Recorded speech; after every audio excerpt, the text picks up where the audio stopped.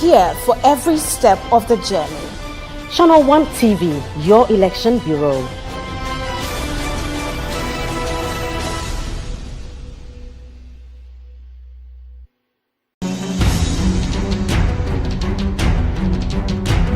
This election season, Channel One TV is bringing you closer to every vote, every constituency, and every result. Our team will provide in-depth, data-driven analysis to show you what each vote means for our nation. From the campaign trail to voting day and the final declaration of results, Channel One Television is covering it all. We'll be on the ground in all 276 constituencies, so every voice is heard and every community represented.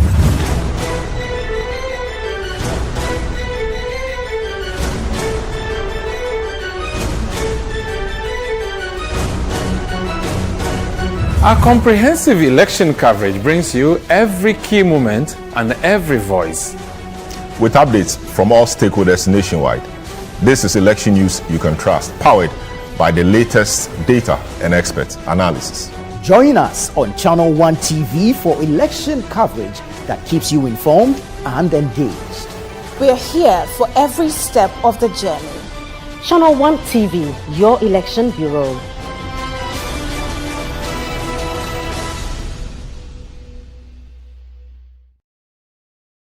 Incumbent on us to respond to the call of Parliament. Yes, we're all campaigning. We're all running to make sure we protect our seats and come back to Parliament.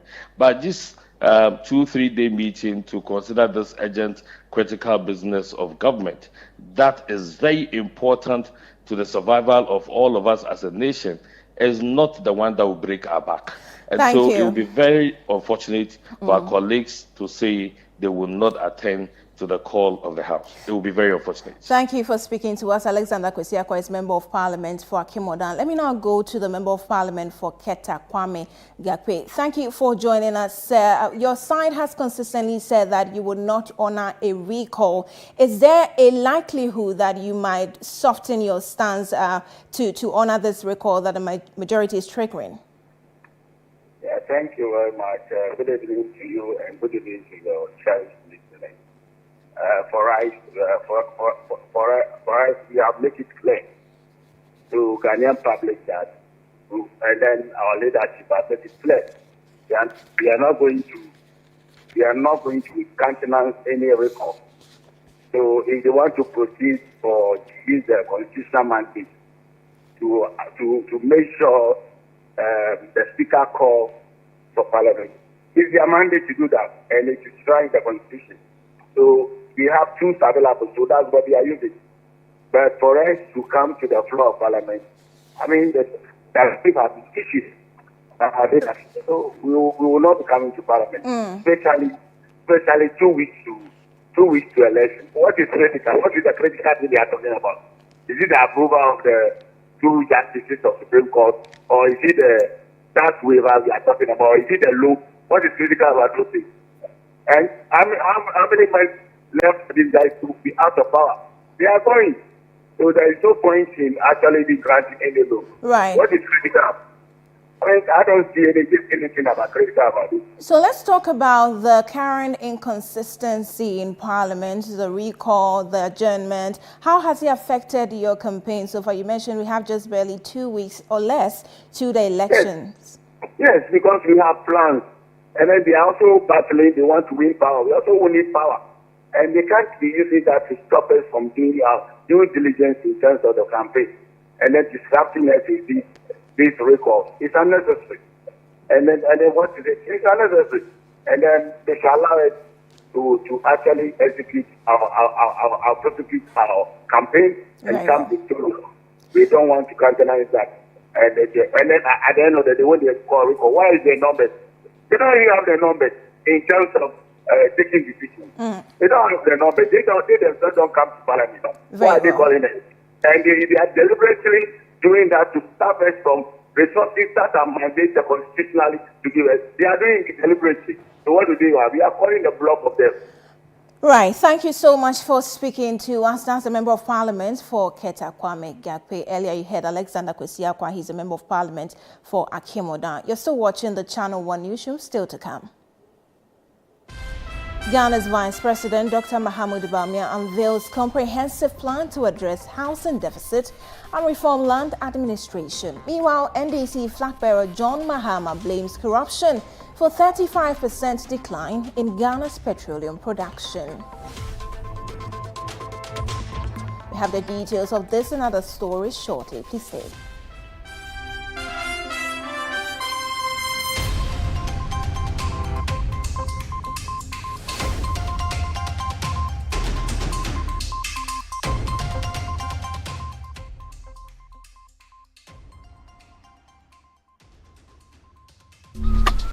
Life is a celebration of moments. Big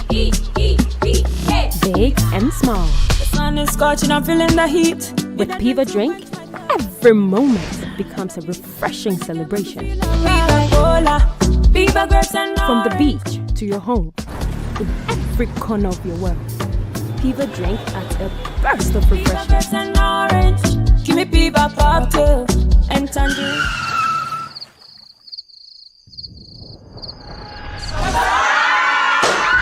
Celebrate every moment with Piva Drink. Refreshment for every occasion. Piva Drink, a taste you will love. P for Piva. This advert is FDA approved. Phoenix Club, uplifting women. Phoenix Club, uplifting women. Phoenix Club, uplifting women. Thank you very much for having me here today. The nation builder John Mahama and Professor Nana Jane are bringing you the Women's Development Bank. It is a very special bank run by only women, to serve only women. The aim is to empower millions of women across the country. The bank will have branches all over the nation to provide you with loans with very low interest and on very flexible terms. Madam, I run a small makeup and nail bar. Do I qualify for a loan? No need to bother, my sister. I mean hairdressers, market women, women-owned online businesses, female graduates, women in the corporate world, traders, agri, women in all fields qualify for loans. With John Mahama and Professor Nana Jane at the helm, the Ghanaian woman will surely rise. Vote for change. Vote for John Mahama and the NDC. Live from the heart of the equator, get ready to be mesmerized at a night of stunning fashion and electrifying music as 1957 event proudly presents Rhythms on the Runway, the Kente edition.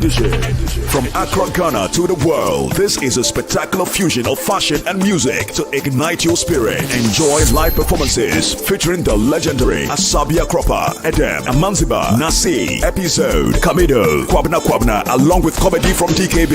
Join us at the Grand Arena on Saturday, November 30th. Red carpet starts at 7 p.m. Showtime 8 p.m. Visit www.rhythmsontherunway.com to purchase your tickets or call the hotline on 053-553-4756. 200 cities for standard, 400 cities for premium. This event is brought to you in partnership with Beyond the Return and sponsored by Johnny Walker, Caveman Watches, Ghana Tourism Authority, Gold Crest Refinery. Step out in style with a hint of Kente and dress to kill. Rhythms on the Runway, the Kente edition is a 1957 event. Media partner, City FM and Channel 1 TV. Introducing a new era of sophistication and power.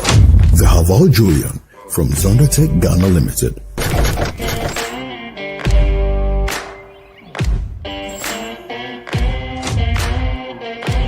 The Julian is packed with features that elevate your journey.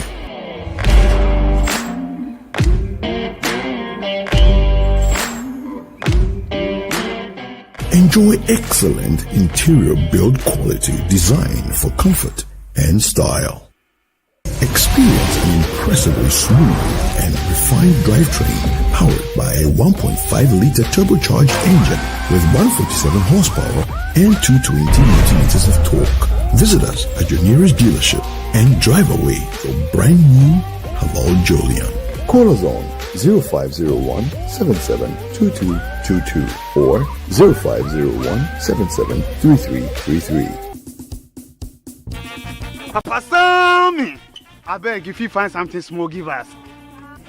Bro, Sammy, you see, nobody say boys no one do nothing and just they rely on handouts. Jobs no deep. I understand your hassle. Hope they come. John Mahama they come do the National Apprenticeship Program where he go sort you guys. Brother Sammy, waiting with that. John Mahama knows say no be everybody way won't work for office. Like me. That one day is true. Under the National Apprenticeship Program, young men and women where they won't learn craft will be enrolled under the program and attached to a senior craftsman who will train them for free. I beg you, mechanic day inside. Me like this, I don't want to learn mechanical, but the course no. Mechanics day inside. Organizing, dressmaking, fabric making, catering, hairdressing, tiling, painting. What they even sweet about this whole thing is say when you plead, the NDC government go make sure say they go give you certificate where you go fit take go look for job anywhere. That's sweet. That's be one waffle. Another one waffle thing be say when you plead, the NDC government go set you up with startup capital and equipment to make sure you can start your own business. Wow! I dey go shopping my town wait 7th December. Vote for change. Vote for John Mahama and the NDC. Your health is in your hands, but at some point, it passes on to us. At Mintuba Hospital and Coloproctology Center, we believe that quality healthcare isn't a privilege, it's a right. Equipped with cutting-edge technology, we are fully prepared to effectively deal with all colorectal and proctological conditions. Our team of highly skilled doctors, surgeons, and nurses are renowned for their expertise in minimally invasive and painless laser, ligature, and lungoproctological surgery. We are committed to providing a wide range of services to meet the diverse needs of our patients. Mintuba Hospital, your health is our priority. Visit Mintuba Hospital today or call us at 0244 581 541 or 0271 054 204. Mintuba Hospital, in to serve a peculiar health need. In the heart of our communities, change is not just a dream, it's a promise.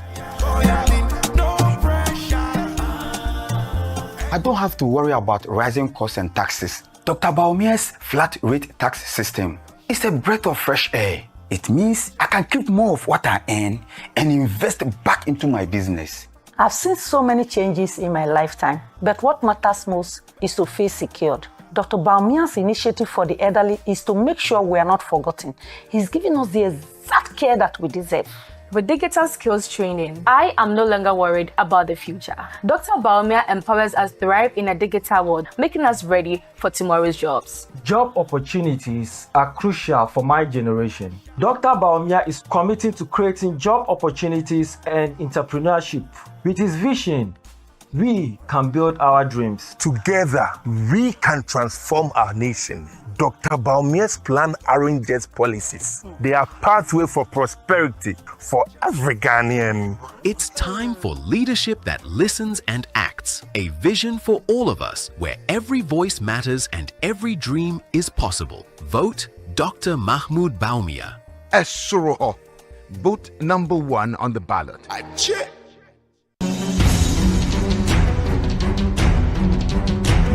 This election season, Channel 1 TV is bringing you closer to every vote, every constituency, and every result. Our team will provide in-depth data-driven analysis to show you what each vote means for our nation. From the campaign trail to voting day and the final declaration of results, Channel 1 Television is covering it all. We'll be on the ground in all 276 constituencies, so every voice is heard and every community represented.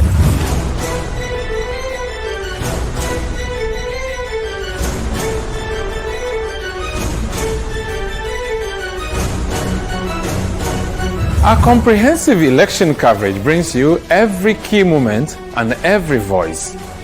With updates from all stakeholders nationwide, this is election news you can trust, powered by the latest data and expert analysis.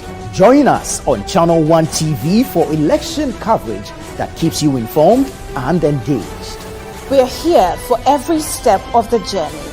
Channel One TV, your election bureau.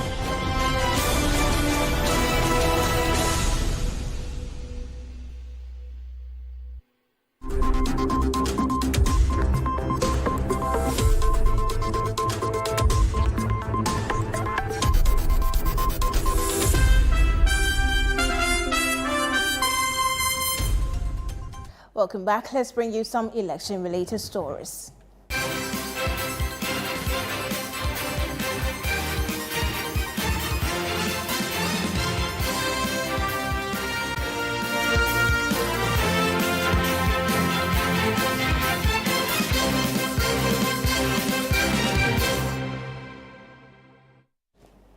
Ghana's Vice President, Dr. Mahamudu Bawumia, has unveiled a comprehensive plan to tackle the country's housing deficit and reform its land administration system as part of a broader effort to stimulate economic growth and development. Jeffrey Fifi Annan has more in the Flow report. On Monday, the Vice President inaugurated two key projects: the new Lands Commission headquarters in Accra and 1,000 affordable housing units in Tema Community 26. Speaking at the commissioning of the new Lands Commission head office in Accra, Dr. Bawumia emphasized the importance of an efficient land administration system for Ghana's economic development and social cohesion.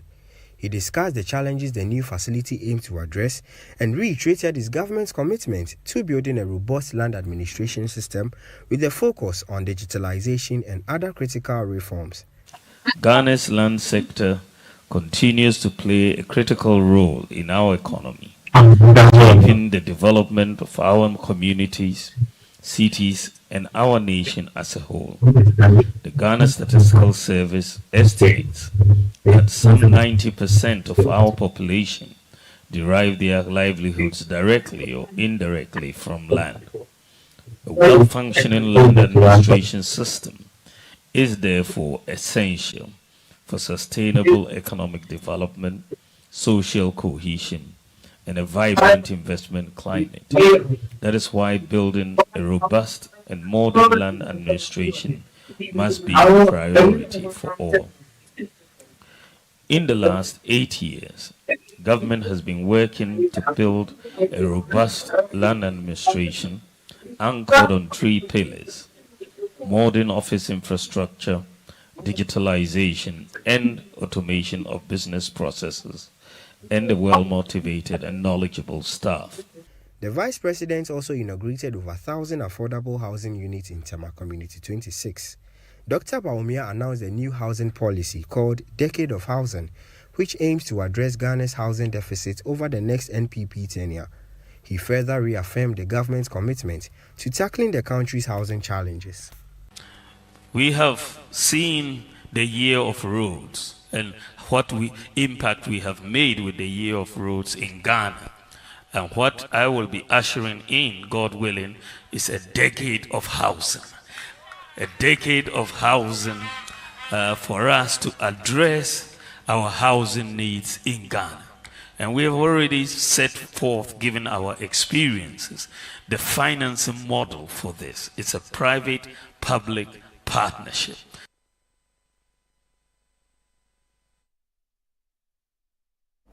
Now to the camp of the National Democratic Congress, and its flag bearer, John Dramani Mahama, has attributed the 35% decline in Ghana's petroleum production to corruption within government corridors. According to him, this has driven major petroleum investors like ExxonMobil to relocate their investment to countries such as Ivory Coast. Addressing the Western Regional House of Chiefs in Sekondi at the start of his 3-day tour of the region, John Mahama alleged that the growth in the petroleum industry achieved under his administration has been eroded by current government officials who demand exorbitant sums from petroleum investors for oil blocks. Channel One TV Western Regional Correspondent Akwasi Ejenim reports.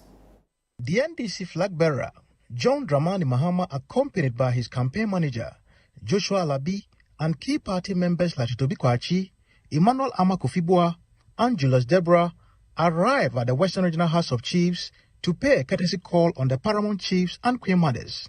This visit marked the start of his 3-day tour of the Western region. After exchanging pleasantries, the former president outlined his policies to the chiefs. These included plans to revamp the railway sector, complete unfinished projects, address illegal mining with the involvement of chiefs, and tackle the challenges in the petroleum industry. He noted that his administration's investments in the petroleum sector had spurred development in the Western region, but lamented that recent corruption has led to a significant decline in production. He promised to make the industry attractive to investors once again if elected. And I can so say opposite O2 Safran. And so a view nipe be and remove any other day in Akafonsa. And I can so say yeah, Chasing. And also a walk. And EMI, the Abreso and Omobine, the new Juma, and the Abreso and almost started say Omutu Frango. Almost on the car, Frango, I used to my man Pijay. I just say Nagamana, a year almost 170,000 barrels of oil a day. Minoka say oil production I come from by almost 35%. And also, I can't in Juma, the BBA, almost oil companies. Almost no more subcontracting, Bebre, Atutum, Bebre, so Juma, almost no workers. The NDC flag bearer also interacted with the Western Regional Clergy in their Fia constituency. He plans to visit all 17 constituencies in the Western region by close of Wednesday. For the NDC flag bearer John Dramani Mahama, his interactions with the chiefs has been fruitful, and for that matter, the way has been paved for him to actually commence his 3-day regional tour of the Western region, but he's assured them that the Western region is actually going to have a key place when it comes to his next government if he should win the next election. For Channel 1 TV News, I'm Akwesi Jenim, Second D. This is still the Channel 1 Newsroom broadcasting live from our studios at Tesano in Accra. Still ahead. President Akufo-Addo calls John Mahama a failed president and cites Dumso as his legacy. We have details shortly. Please stay.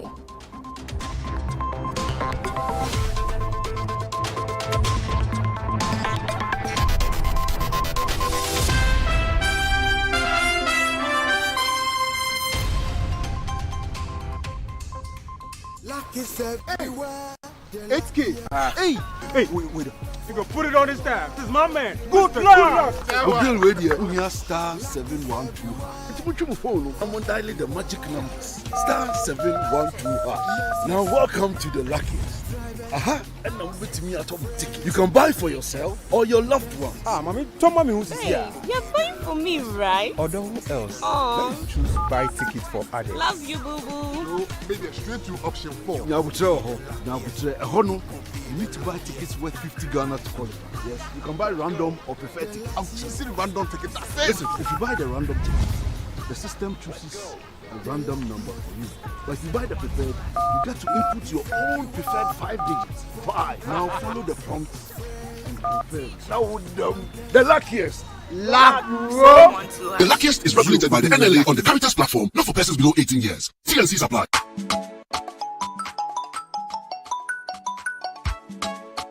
Hey, Ma.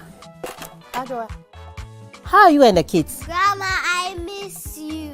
Is that a Pia? Didn't she go to school? Oh, no. She's just recovering from malaria. You see why I don't like to come and visit? Oh, Ma. Now we have the new treated nets for every room. Are you serious? Yes. Even your room has the new treated nets. Adwa, then you'll be seeing us soon. Yeah, now I sleep under my new treated net every night. Are you serious? Your insecticide-treated net now comes with a new type made for your sleeping comfort. The new net is very strong, highly resistant and just as effective. Remember, a treated net is better than no treated net. Sleep under it every night and throughout the night to avoid malaria. Let's come on board Good Life to eliminate malaria now. Good Life, live it well. It's an everyday thing. This message is brought to you by the Ghana Health Service and partners with support from USAID and the US President's Malaria Initiative. John, mema wakwaba. Yeah, sir. Alaji, mema wakwaba. Yeah. John, I had a bro, one on. I really am a Ghana and Tina Menamo, and America can be Jano. Tono Tina Masaba. Alaji, I had a bro. Yo, Medasi. Mwamonim, Tamana Amawa, which you Mumiana Name Bobo and Kakara. As I said, dear, my crowd say, me pese me be wareno. Namiko CSN. Name man sign Jinan and Nasubium, no ya crabeshe. Yo, I was not for, yes, Empire. Yo, I'm a Ghana. What's wrong? Mean to me, ain't son, cheap. Show bread, baby, I would make fair way. I'm on a wheat. Baby, mean to me, beautiful. Forward ever, backwards never.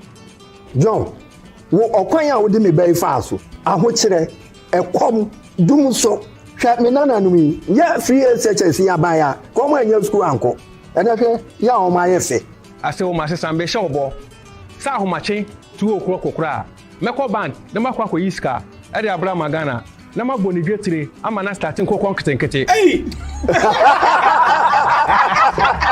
Akonta, you are still incompetent. 2% side Mammy Abrabo, a 2 chacha to say aviator. There be Emmaso. Alaji has also promised us jobs through digitalization. A Jumambe Busise. Alaji dear, Metanasua, Nemasore. Every beer mechania besano. Which me talk and near light when you phone so. A mammy, baby, our Nambia. Yo, Amagana, and Yamin Meware amount. Alaji ni. Johnson, where choose no Ababa said. Alaji number 1. Alaji number 1. Number 1. Esuro.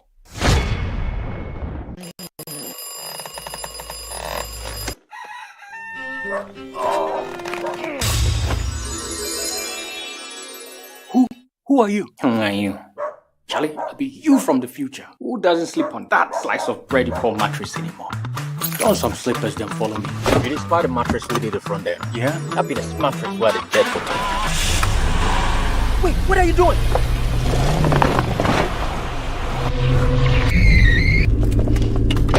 Wow! No damage at all. Not only durable, but also super comfortable. Come on, try it. Nothing day like Ash Foam. Enjoy full body support and unparalleled comfort for a restful sleep. Don't forget your keys. Get the premium sleep experience with mattresses from Ash Foam. Visit any of our showrooms nationwide or at ashfoam.com. Attention, my Ghana people. Election day is almost here. This December 7th, from 7 a.m. to 5 p.m. sharp. Each of us has the power to shape the future of our nation. Your vote in the presidential and parliamentary elections can make a real difference. Now, this is how to ensure that your vote counts. When you arrive at the polling station, verify your identity. Even if your voter ID card is missing, go to your polling station. You will be allowed to vote. Now, receive a ballot paper. Take a moment to check that it has a validating stamp at the back. This is very important, and make sure that it is clean and undamaged. Step up to the voting screen. Place your thumb on the ink pad and carefully place it in the box next to your chosen candidate's name, photo, and symbol. Be very careful to keep your thumbprint within the box. Remember to wipe your thumb with the tissue provided in the voting screen before you touch the ballot paper again. Then fold the ballot lengthwise and place it in the ballot box. Be very, very mindful. Your vote will be rejected if you thumbprint for more than one candidate, leave it blank, or if it's missing a validating stamp at the back. So take note. After voting, officials would conduct a transparent count. Ballots will be verified, sorted, and counted, with party agents carefully observing every step of the process. And yes, remember, this election is your opportunity to choose leaders who represent you. So step out on December 7th to vote and let your voice be heard. Your vote is your future. Remember, we vote with our thumbs, not guns. Weapons have no place at the polling station. No pressure.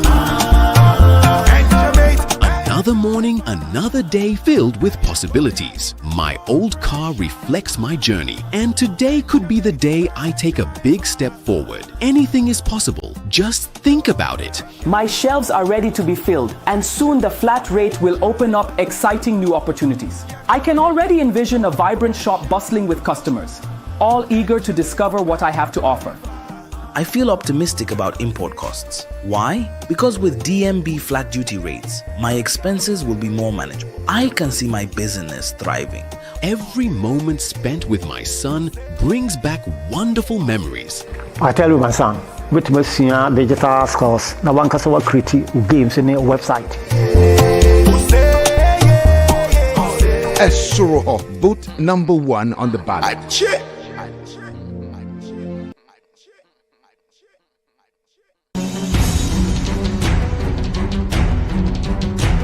This election season, Channel One TV is bringing you closer to every vote, every constituency, and every result.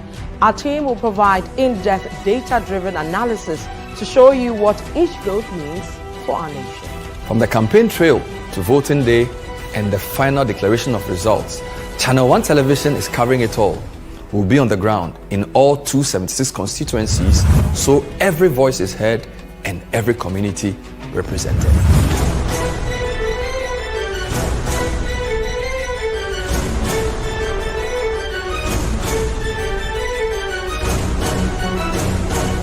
Our comprehensive election coverage brings you every key moment and every voice.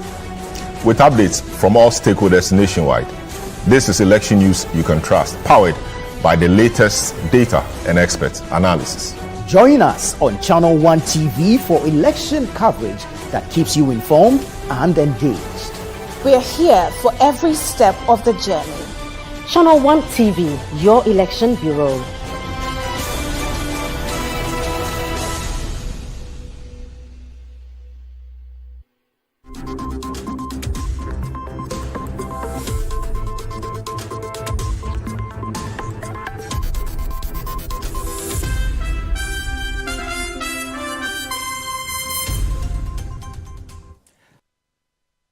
Thank you for staying with us. Let's stay in politics. And Ghana's President Nana Addo Dankwa Akufo-Addo has described John Dramani Mahama as a failed president, stating that Mahama is the only president who performed poorly and was not given the opportunity to continue in office. According to him, all past presidents are recognized for their significant contributions, except for the NDC flag bearer, whose legacy is defined by doing so.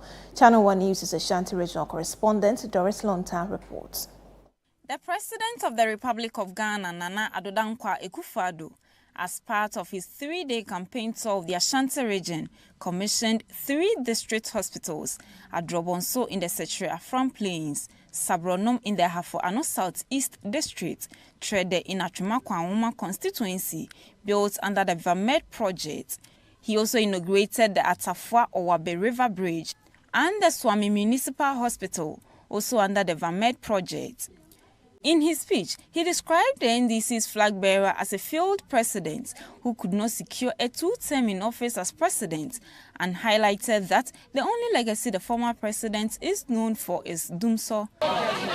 You are J.J. Rawlings, and you know by Ghana for a man by Biom 2 terms. Nyamura, John Ajekunku for 2 terms. And Addo Dankwa Akufo-Addo 2 terms.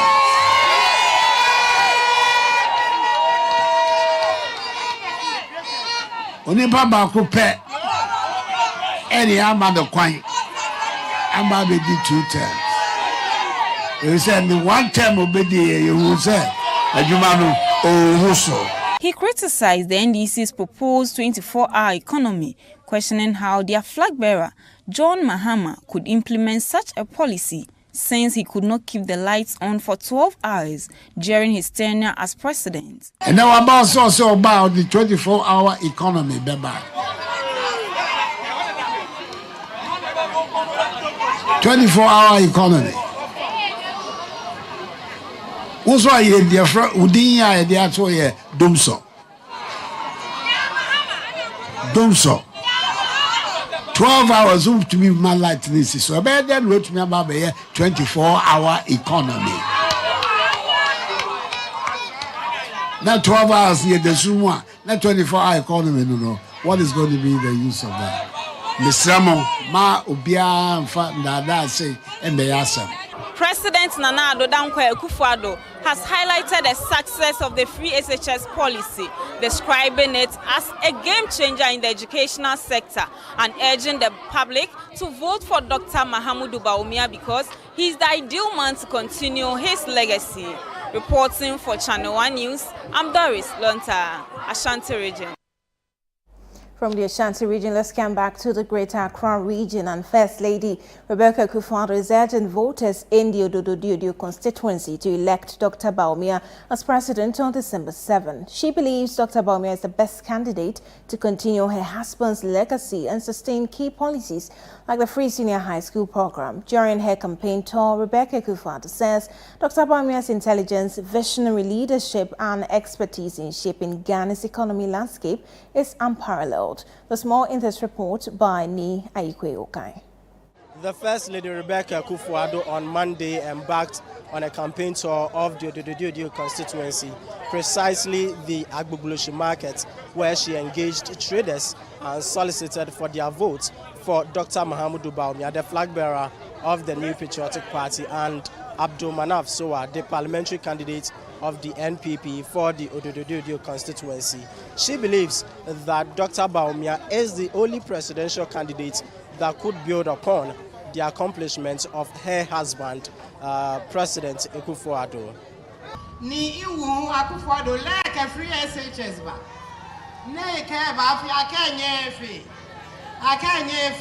efe kolo efe nejegbe efe 8 years ne ni money banye channel ni waya wonye di Dr. Bawumia na obetumi atra Nana Akufo-Addo ejuma so anya sa yana yenim ni ya starti yana yebetumi atra so na yakoye nim Dr. Bawumia nyami no dino abache ye wo Ghana me ka kire mu se obia ni Dr. Bawumia oni size o oni se obia to me Dr. Bawumia oba be fire akoye ni mankasa iti mo bia ndada ye. And a reminder to you that this is the Election Bureau. Stay tuned for comprehensive and timely coverage of the 2024 elections. You can follow us for real-time updates and join the conversation using the hashtag GhanaPost2024. Let's bring you some other stories now. The management of Sono Nasogli Power Limited has announced a resumption of operations following days of shutting down its power plant. Now, this development comes after the Ministry of Finance released emergency funds to address the independent power producers' financial challenges. In a statement, the company expressed gratitude to the Vice President, Dr. Mahamudu Bawumia, for his intervention, as well as to the Minister for Finance, Mohamed Amin Adam, and the Minister for Energy, Herbert Krapa, for facilitating the emergency funding. The statement reads in part, and I quote, "We wish to express our sincere appreciation to the Minister for Finance, Mohamed Amin Adam, and the Minister for Energy, Herbert Krapa, for their intervention to release emergency funding to address our critical financial needs. We have returned to operations today, Monday, 25th November 2024 at 3 p.m. End of quote. Now, Sono Nasogli further disclosed that it has submitted the final version of the restructuring term sheet to the Ministry of Finance and the Electricity Company of Ghana, ECG, in August for finalization and signing. The company reiterated its commitment to ensuring the stability and reliability of Ghana's energy sector, while urging to the ECG to adhere to the spirit of their contract and fulfill its financial obligations under the power purchase agreement. The management says it remains optimistic that a mutually beneficial solution will soon be achieved to sustain Ghana's energy supply. You're still watching the Channel One Newsroom. Next is CNR Business with Netele Nete Ajaho.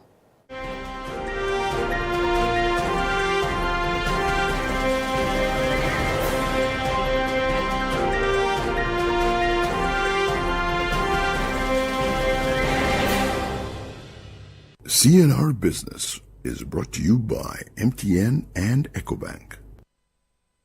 Hello and welcome to CNR Business, proudly brought to you by MTN and EcoBank. My name is Netele Nete Ajaho.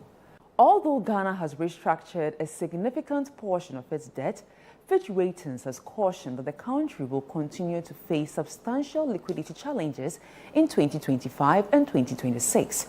The UK-based credit rating agency highlighted that Ghana's interest-to-revenue ratio will remain among the highest in its rated sovereign portfolio. Estimates already indicate the ratio will reach 29% in 2025 and 30% in 2026, nearly double the average of 16% for emerging markets. Calling for drastic fiscal measures, Thomas Garou, Associate Director for Europe, Middle East and Africa Sovereign Ratings at Fitch, stressed the need for aggressive fiscal reforms to address Ghana's economic challenges. Despite these, Garou acknowledged that Ghana's efforts at fiscal consolidation, citing a 4.6 percentage point primary fiscal adjustment achieved between 2022 and 2024. Vice President Dr. Mahamudu Bawumia has stated that the completion of the Ghana Trade Fair Convention and Exhibition Center will help address key challenges in the creative arts industry, particularly the lack of adequate seating for events. The new facility will feature a seating capacity of 20,000 and a 5,000 square meter pre-event lobby, among other amenities. Daniel Odro-Mensah reports. During a tour of the construction site, Dr. Bawumia described the project as a crucial development aimed at easing the burdens faced by the creative arts sector. Take this opportunity to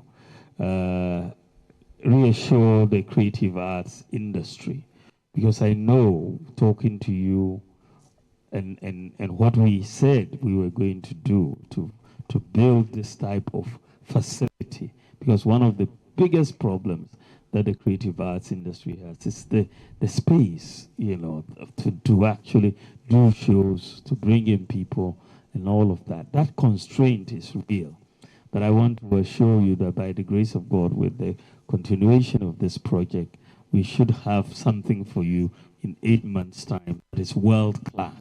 He further emphasized that the initiative reflects the government's commitment to leveraging private-public partnerships to complete vital infrastructure projects. I also want to take the opportunity to make the point that what is happening in Trade Fair today and why we have been able to make the progress we have made, and we are 8 months from completion, is because of the new... And that's all. CNR Business. It was proudly brought to you by MTN and EcoBank. My name is Netele Nete Ajaho.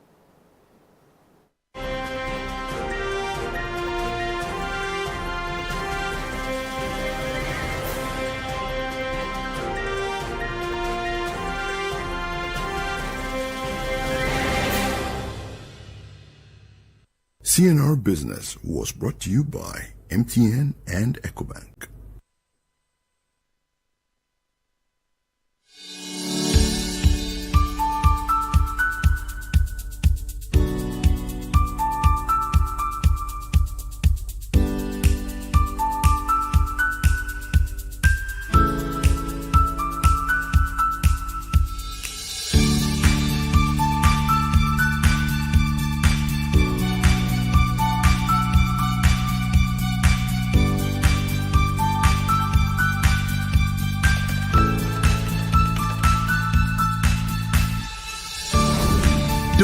never stops until the job is done. Turn your home and business into an internet highway and experience the revolution of working and playing without limits. Visit broadband.mtn.com.gh to sign up for MTN Fiber for Home and Business today.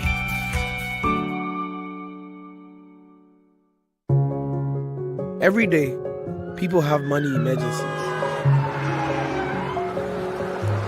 Ma, I need my school fees emergency. Mommy, chop money emergency. Emergency. Catch it. I'm your rent emergency. Now, there's a new emergency number in town.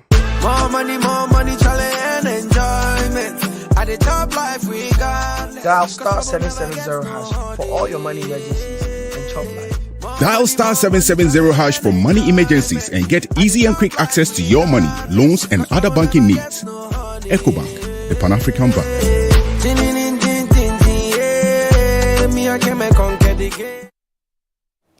And that's how we wrap up today's bulletin on the Channel One Newsroom. My name is Ajwa Tinkwama. Domina, thank you for watching. Good night.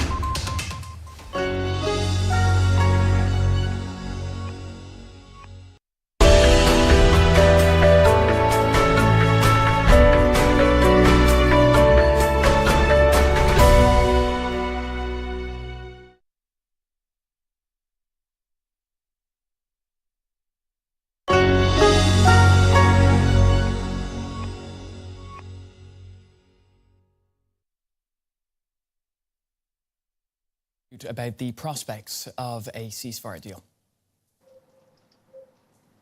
A potential ceasefire deal is the talk of the town at the moment, as we hear from many officials that an agreement is very close. And it seems a little bit like the Israeli side has changed its minds when it comes to the involvement of France in the group of international countries monitoring the potential ceasefire agreement. And for the people here in Lebanon, these developments really gives them hope, as many people really want a ceasefire. They are exhausted of months of fighting, which led a quarter of the population being internally displaced. But some people are also skeptic, because we've been in the past before at a point where such a ceasefire agreement seemed very close, and then in the last minute was cancelled and it was back to fighting again. All right, for some more analysis, let's now speak to Makram Rabah. He is an assistant professor of history at the American University of Beirut and joins us from Dubai. A very good morning to you. So there's much talk of a potential ceasefire deal. How high are your hopes based on what you're hearing? Well, the idea that the ceasefire will actually materialize is actually a fact. However, one has to read between the lines.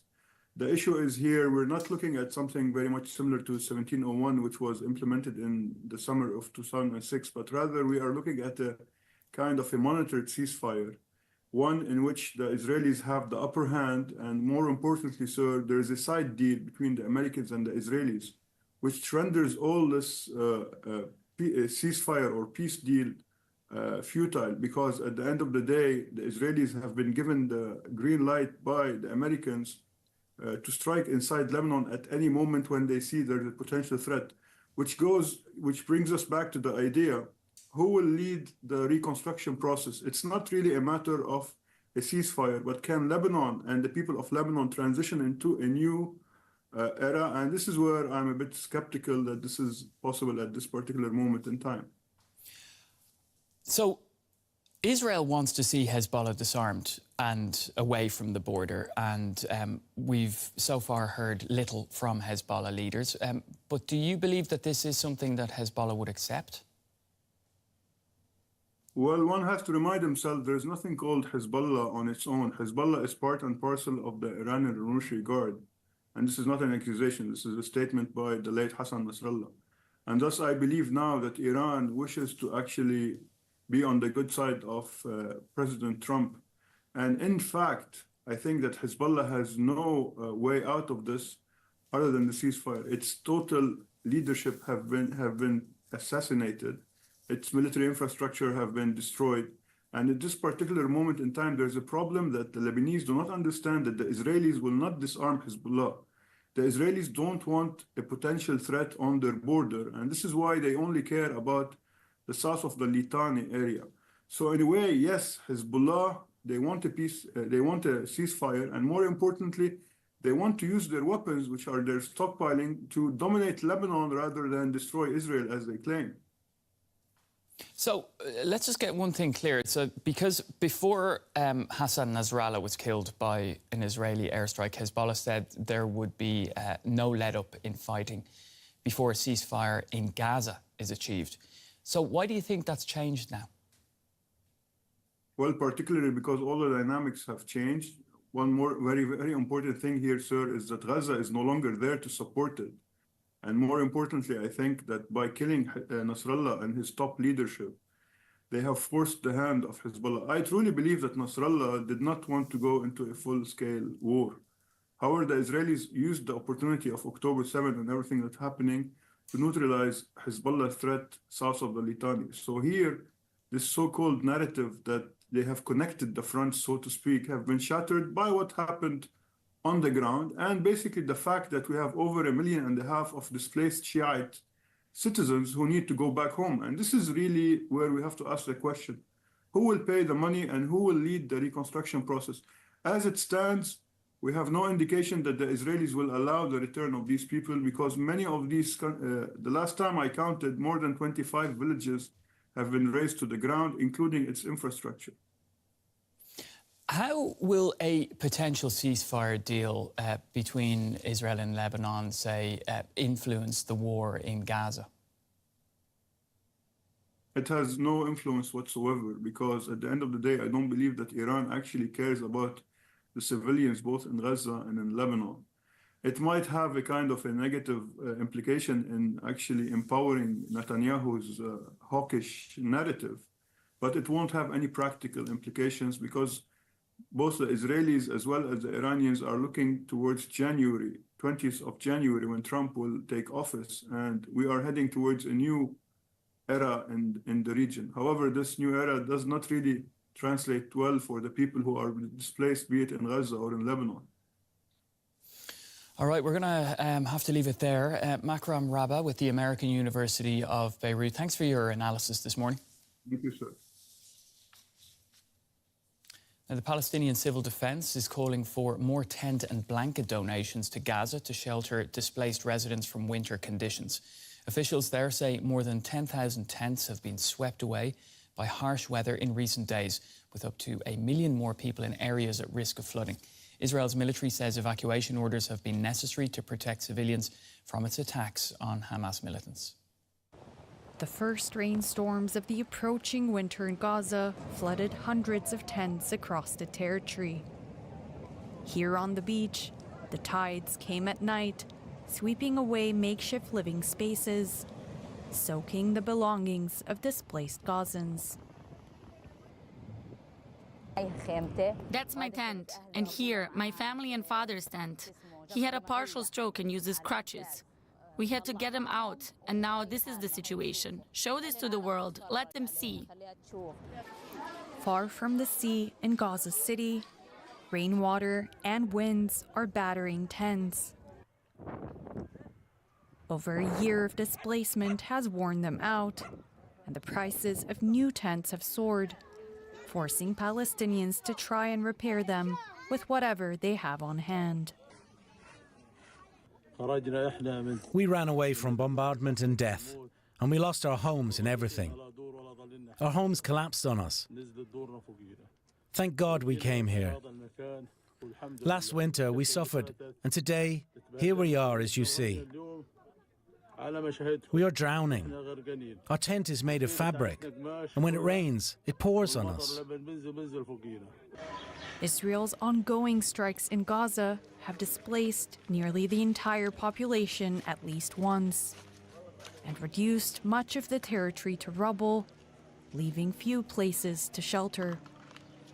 Suad, a mother of 6 from northern Gaza, is living inside what was once a classroom in Khan Yunis. A room with shattered windows and little comfort to offer, especially at night when temperatures drop. Last night, my children couldn't sleep from the cold. I live in a bombed and burned place. There's a constant breeze. It's all exposed.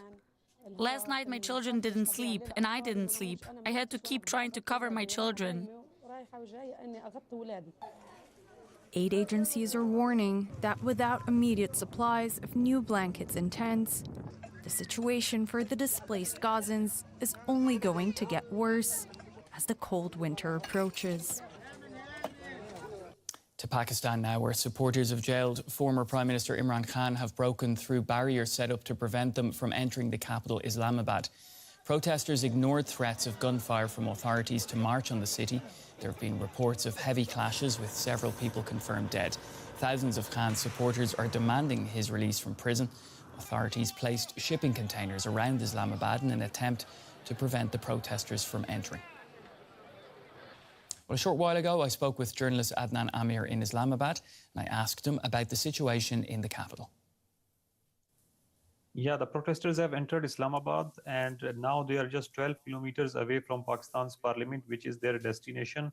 As of now, the situation is very intense. There are aggressive clashes going on between the protesters and the security forces, and security forces are using tear gas to repel the protesters, and protesters are pelting stones at them. As you say, one policeman was killed yesterday, and earlier in the morning, 4 security personnel were run over by a vehicle, and the government claims that the vehicle was driven by the protesters, and the PTI people deny it.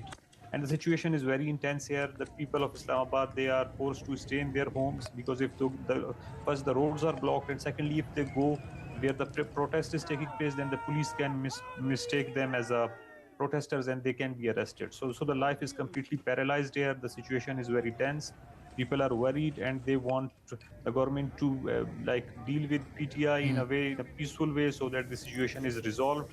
And the government yesterday offered PTI that if they shift their protest outside of Islamabad, then they will be allowed to hold a gathering.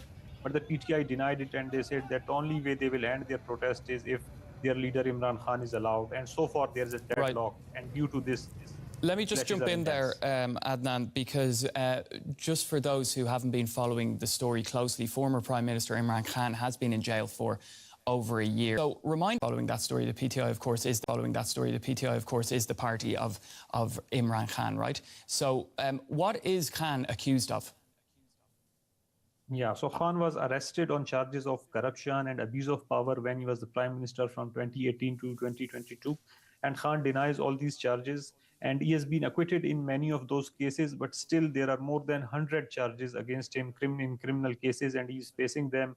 These include charges relating to corruption, to abuse of power, to inciting his supporters to commit violence against state institutions, and now he's also facing these charges as of this now. But the Khan and his supporters say that these cases are politically motivated, and the only way for him to get out is to put enough pressure on the government through these protests. All right, we're going to leave it there. Thanks for that update. Journalist Adnan Amir in Islamabad. Time to take a look now at some other stories making headlines around the world. Germany's foreign minister says sabotage can't be ruled out as the cause of a crash of a DHL cargo plane in Lithuania. 1 crew member was killed and 3 others injured when the plane went down in Vilnius. Lithuania is investigating whether Russia was involved due to Moscow's suspected involvement in previous cases of sabotage. Demonstrations have taken place in cities around the world on the International Day for the Elimination of Violence Against Women. A UN report found more than 50,000 women and girls were killed by a partner or family member last year. That's a rate of 140 deaths every day. Scuffles have broken out in Serbia's parliament over a recent deadly building collapse. The opposition wanted a debate over who was responsible for the November 1st incident in Novi Sad, where 15 people were killed when the roof of a new railway station caved in. Critics argue that corruption and poor oversight are to blame. A US judge has granted a request by President-elect Donald Trump's legal team to drop the election interference charges against him. This ends the federal case alleging that Trump conspired to overturn the 2020 election results. The decision is based on a long-standing Justice Department policy of not prosecuting sitting presidents. Well, staying in the US, and Donald Trump has announced plans to charge 25% tariffs on all imports from Mexico and Canada.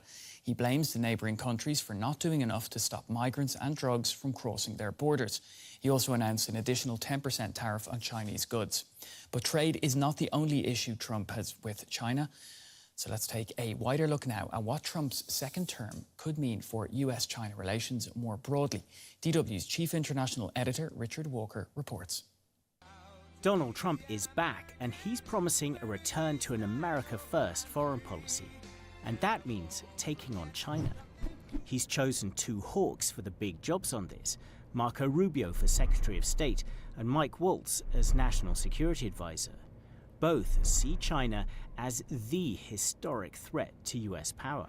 So what can we expect? Well, let's take a look at the two biggest issues, the military situation and the prospect of a trade war. Military first. Xi Jinping is now well into his second decade in power. China is getting stronger and more aggressive. In the South China Sea, its Coast Guard has harassed vessels from the Philippines, and it's been threatening Taiwan with air and navy drills. Either of these flashpoints could start a war that drags in the US. There is a risk, and a growing risk, of a use of force by China, either in the South China Sea or in the Taiwan Strait. We know from the US intelligence community that Xi Jinping has told his military that it must have the capabilities to take Taiwan by force in 2027. Trump does not want that to happen while he's in charge. He has said time and again that he's going to prevent wars from happening, and that wars wouldn't happen under his watch. That's where he criticized Joe Biden. I think that resonated with the American public. So the US military will need to deter Xi Jinping from making moves on Taiwan or the Philippines. And here the US has a problem, a really big problem. To explain that, let's take a look at a map. On China's east coast, there's a little island just off Shanghai. This is where you find the Jiangnan shipyard, which is a dual-use civilian and military site. It recently launched China's newest aircraft carrier. So what's the problem for the US? Well, this single shipyard has more capacity than all of the shipyards in the United States put together. That's according to the CSIS think tank here in Washington. And of course, Jiangnan is not China's only shipyard. The CSIS references a leak from a US Navy briefing saying that China's overall shipbuilding capacity is 230 times greater than America's. Yes, you heard that right, 230 times. The US can build 100,000 tons of ships, naval and civilian, every year. China can build 23 million. The US may have the edge in terms of quality in some areas, but on that front too, there's little doubt that China can catch up. This is now Trump's problem, and he won't be able to fix it on his own.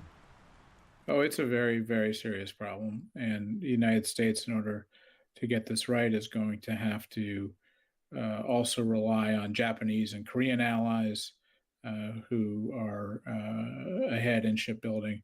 It's going to have to be a multi-alliance effort to get allied shipbuilding up to anywhere close to where China is. Okay, hold that thought for a moment. Let's move on to that other big issue, trade. Trump made imposing tariffs on Chinese imports a centerpiece of his election campaign. Tariffs, tariffs, tariffs, tariffs. He did this before, unleashing a war on what he saw as unfair trade with China that he never got to finish. This time there's a danger that he'll have to reckon with, not coming from China, but from Europe. Trump also clashed with European leaders over trade in his first term, and he's threatening to hit them with tariffs again. The risk here is that Trump could start trade wars with China and Europe at the same time, and that combination could backfire. It would open the door for Beijing to further divide the United States and Europe. This could end up in a situation where European countries seek to benefit from greater trade with China. Okay, let's pull the pieces together. And on both the military and tariffs, Trump could use some help from allies. As we heard, catching up with China's navy could be impossible without South Korea and Japan. And taking on China over trade would be much easier with Europe on side. So can Trump go from America first to America plus?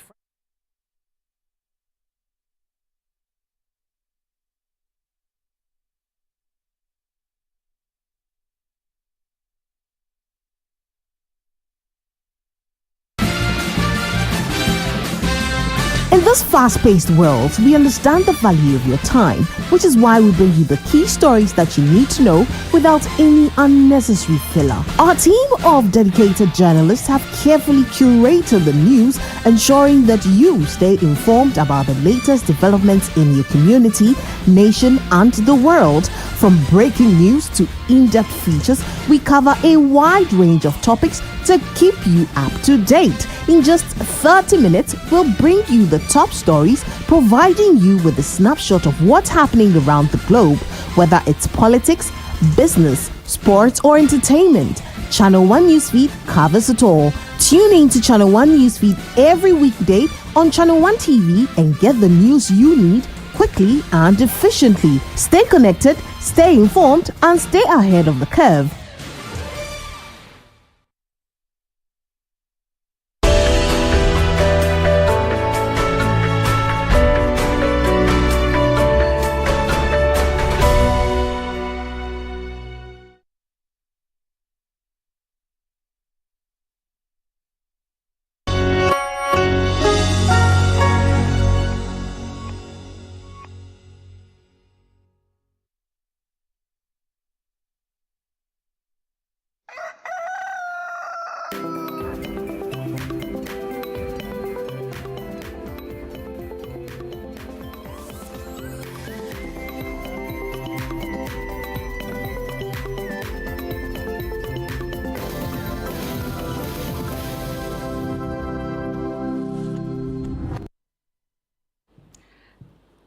Good morning to you, ladies and gentlemen. You are welcome to a brand new episode of Breakfast Daily right here on Channel One TV, and we are coming to you from our studios right here at Tesano. I hope you're doing well. Anyway, my name is Chris Carter, and it's a pleasure to be here with you this morning. Of course, you know I do not do this alone. I actually have a special co-host. If you don't know who that is, ladies and gentlemen, Kweku David. Hi. Hi. How are you? How are you? I'm fine, thank you. Super, super, super. Fantastic. It's a beautiful morning, right? Yeah. Yeah. Mm-hmm. This morning I was just watching the sunset coming. I'm like, Charlie, God is fantastic. Really? Beautiful sunrise this morning. Well, we're excited to be here. Thank you very much for joining us once again. As Chris said, we have a beautiful studio here in Tesano, Accra, and we are bringing you Breakfast Daily this morning. So much to talk about, so many things going on, and we're going to have all of it nicely packaged for you this morning. Thank you for spending time with us. We do like to interact with you throughout the show. So we have a WhatsApp line. You can use that. It's 0204-447-033. If you happen to be outside Ghana, you know, and people as far away as Seychelles actually watch us. Right. People, you know, Sierra Leone, Liberia, and so on and so forth, they all get us. And so you can use the prefix +233 and then the other number, and then just send us a text message, even just to say hi to us as we're on the show. We appreciate it. All right, so stay in touch with us throughout the show.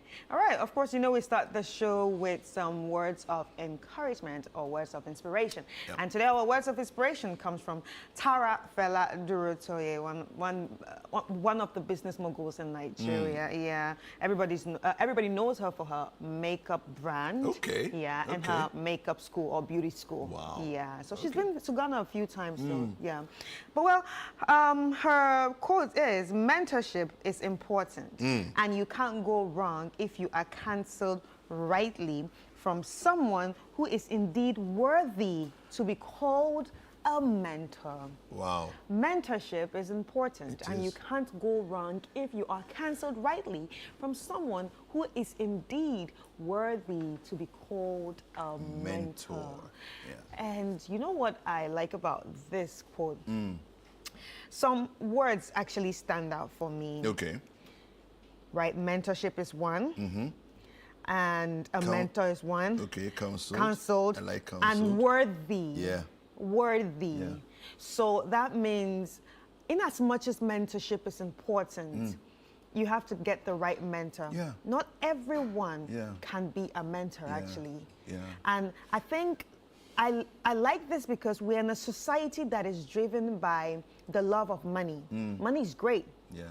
And because we are driven by the love of money, people think just because you have money, you are the right mentor for me.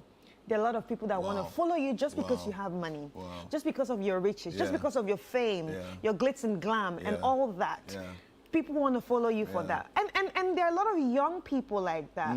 They just want to follow this particular person just because the person has. Why do you like the person? Oh, he's rich. He has money. And that is because we are in a society that glorifies the love of money. Over intelligence, over perseverance, over real ethics, inspiration, over ethics, over morality, values. Values. Exactly. But so I think this is a very good one. In as much as you see that person and say, this person is going to be my mentor because he has money. That might not be the right person for you. I agree. Yeah. Fantastic. I love it. And mentorship is important, right? So choose the right person to sit under, because that determines everything at the end of the day. Yeah. All right. Well, we have a few reminders for you. Don't forget that we are counting down towards situation. Yes, the situation all white party. We're counting down to it. It's on the 24th of December, which is Christmas Eve. You don't want to miss out on that. I noticed yesterday a lot of companies have started putting up their Christmas lights already. So I'm like, whoa, Christmas is big. We're already here, you know. And so it's exciting. We want you to call the number on your screen, 0205-973-973. Get yourself a seat, get yourself a table.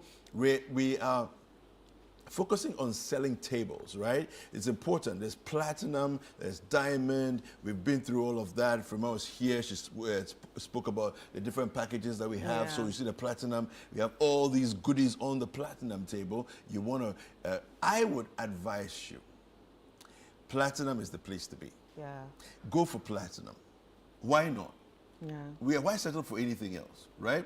But if you really, really cannot afford the platinum, then you go for diamond, okay? Go for diamond, and there you have it, all right? Now, you need to notice that the diamond is not on the same level as the platinum. Even though it's good, it's not the same level, all right?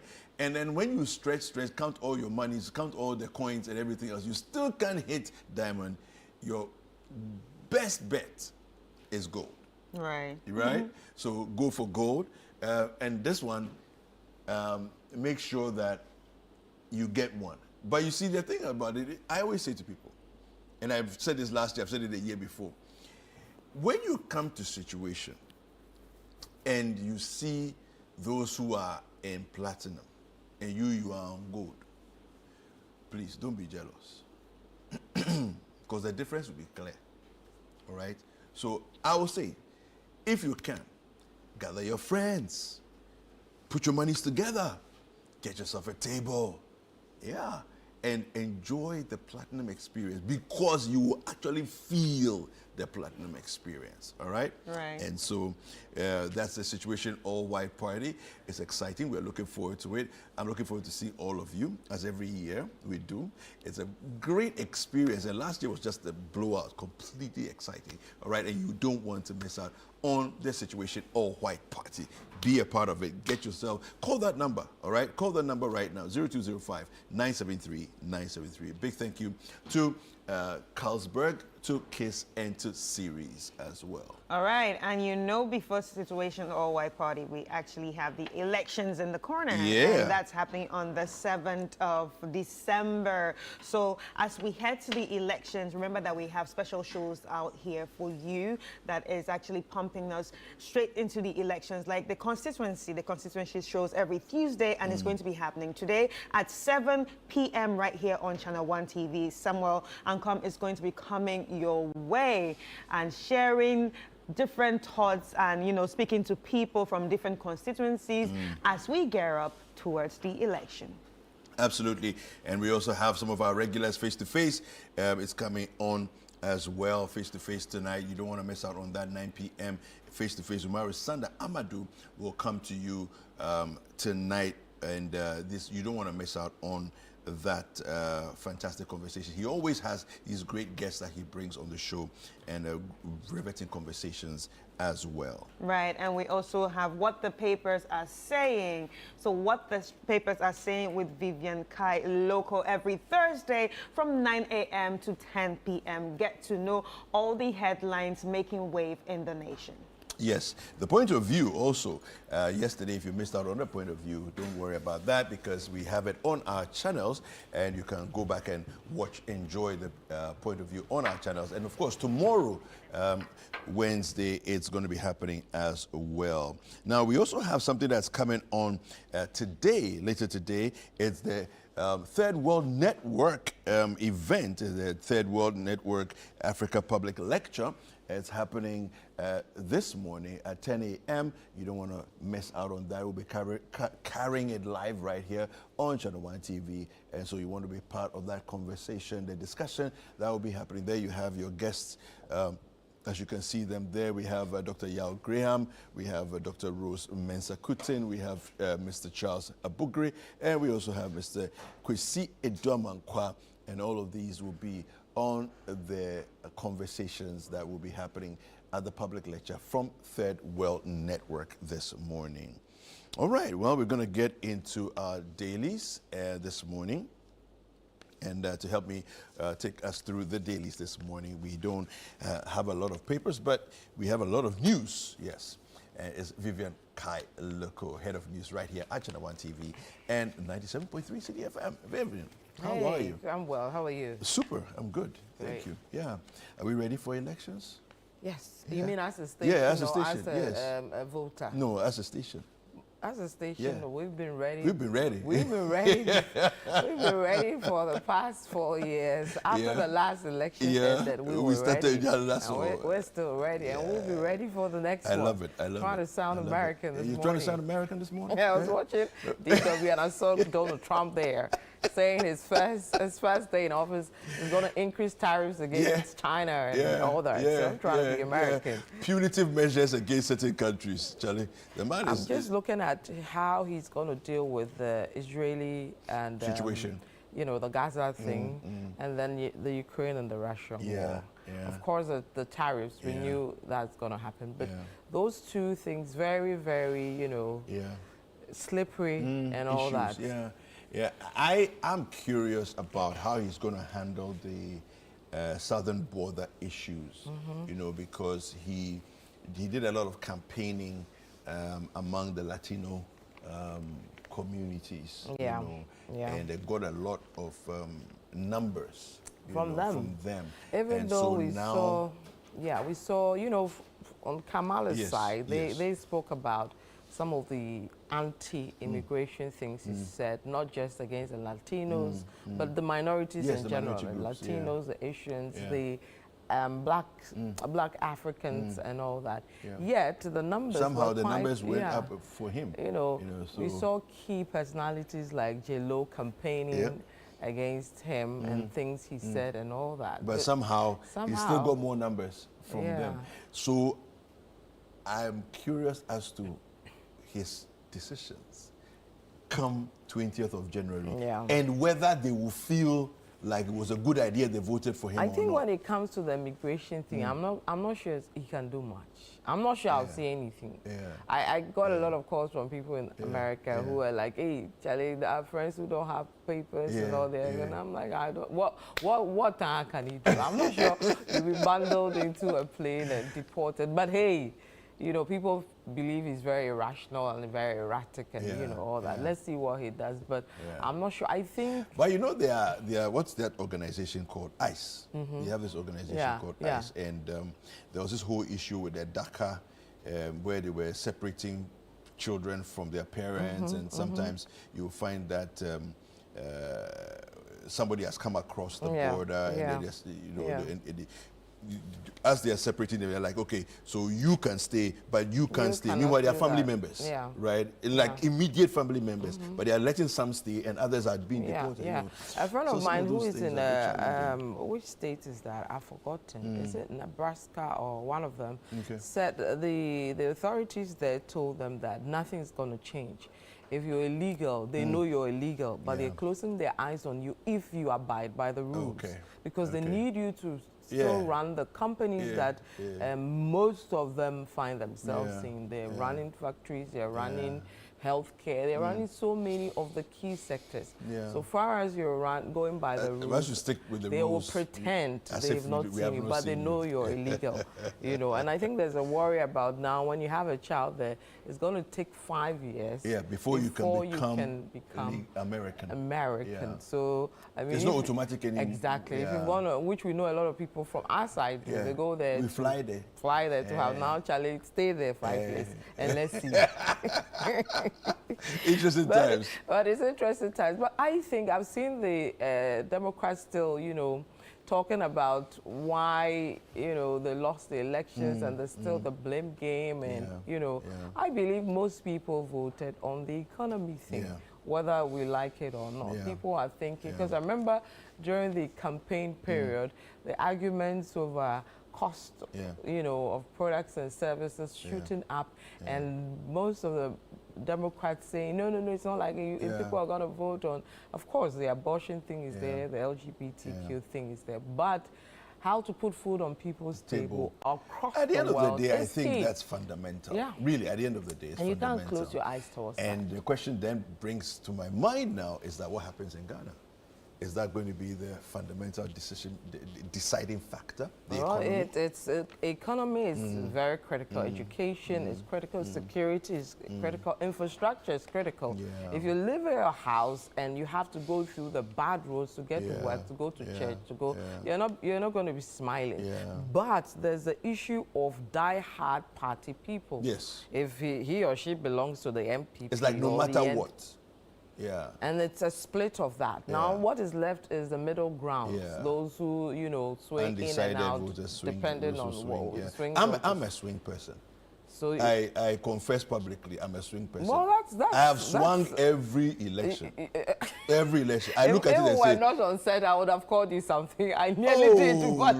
Well, I don't know whether you got my joke. We can discuss that later. But I mean, we should be at a point... I don't think we are ready for that, but it should get to the point where people can decide to go to part A or part B, depending on the performance, depending on what they're offering. I agree. And then hold them accountable for that. But we've not gotten to that. I've seen people suffer the consequences of swaying to the other side and saying it publicly. But don't you feel that as we become a more educated populace, the swing group will become larger? Well, I mean, if that becomes that, because in America, people switch depending on the policies, you know, but they are the diehard two sides as well. And the swingers are key in the elections and in particular states, like we see in the Michigans and all that, because of the swaying you see. So depending on how things go, what policies come across, how the economy moves, you know, they move towards that. And I think the swingers in Ghana may not be huge, but with time they'll become bigger. I think they'll become bigger. And then we'll probably see. Become more influential. Because we also have our battlegrounds. Yes. We have certain issues determining the elections and all that. It may not be deep. You know, I was in last year or so, you see like Nana Jane. Yes. She went to Wesley Girls High School. Yes. She's from the minority, you know, in terms of, I mean, women are the largest in terms of population, but when it comes to politics, we're seen as, you know, you can't really sit at the table.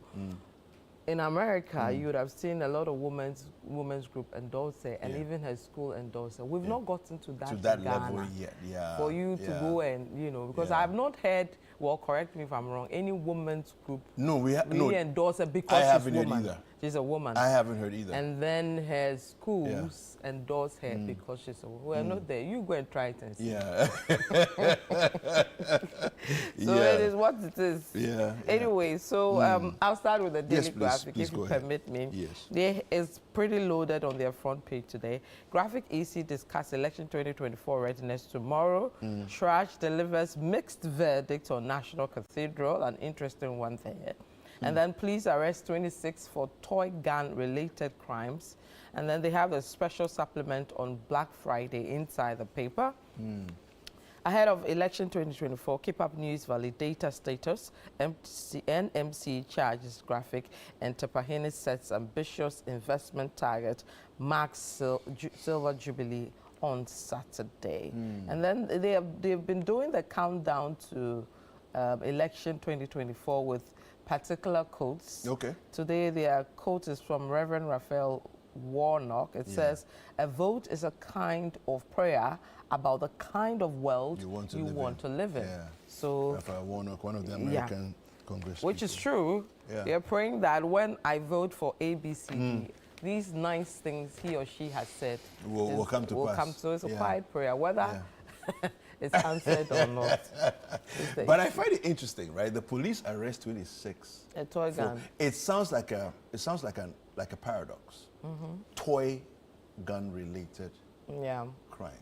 Yeah. Even though they are toys, there's a criminal component. Yeah, because they are brandishing weapons. People rob banks. But are they weapons though? People rob banks with fake guns. Or they look like weapons. Yeah, so it's a weapon, but it's not in function. It's a toy. Yeah. But it could be used to create the impression it is real and create panic and create fear. So and it can create fear and panic. It actually is, because what we saw with them brandishing, we're like, hey. But you know, it's a new trend. Yeah. There's some TikTok, something that's happening, and people are playing with guns. It's ridiculous. In Ghana. Yeah, I saw it on TikTok. Hey, I'm not on TikTok. Over the weekend, I saw it. Really? I was like, really? So what's going on here? It? No, and the video I saw was a mother and two sons. From Ghana? They looked African. Well, they're African. Okay. Yeah, they're African. But I mean, literally, they were brandishing gun. It was in their room. And it was like shooting at each other. Oh. Yeah, it's a game they were playing. Oh, okay, that makes sense. I saw another one where a gentleman in the US, in a shop. Yeah. And then an old lady, a senior citizen. And I'm told that's the game they play. I think it's a TikTok thing. Yeah, that is trending. It's happening. Oh, but you can't do that during elections at this time, to be playing that game here. Please, let's be careful. It's not everything that we should just jump on and be copying. Yeah. Anyway, so we go to the Ghanaian Times. On the front page of the Ghanaian Times, we have 530 SOCO infrastructure sub-projects executed in North and Oti region. This is coming from the minister. Ensure effective use of oil revenue meant for infrastructure. PIAC is speaking to the government. We have dispelling misinformation. General elections remains December 7th. EC assures public. I think this was on the back of that accession or allegation by the Wuntumi FM presenter, you know, and who is in the grips of the police and assisting investigations. Stop using antibiotics for cough and influenza. Pharmaceutical Society is admonishing. So that's what we have on the front page of the Ghanaian Times. homes. Okay, I'll take you to the Chronicle. Shraj frees Reverend Kusi from Okudjeto's claws, quote unquote. 26 arrested youth. 26 youth arrested for firing toy guns in public places. You read that earlier from another paper. Yeah. Alan Cash, I will reform SHS and transform tertiary education. Now, Toshi Ado whips up support for Baumia in Greater Accra, and Baumia inaugurates 1,072 homes at Bom. So that's from the Chronicle. All right. Wow. 1,072 homes at Yes, Bom. please. Okay. I hope they are ready to be used.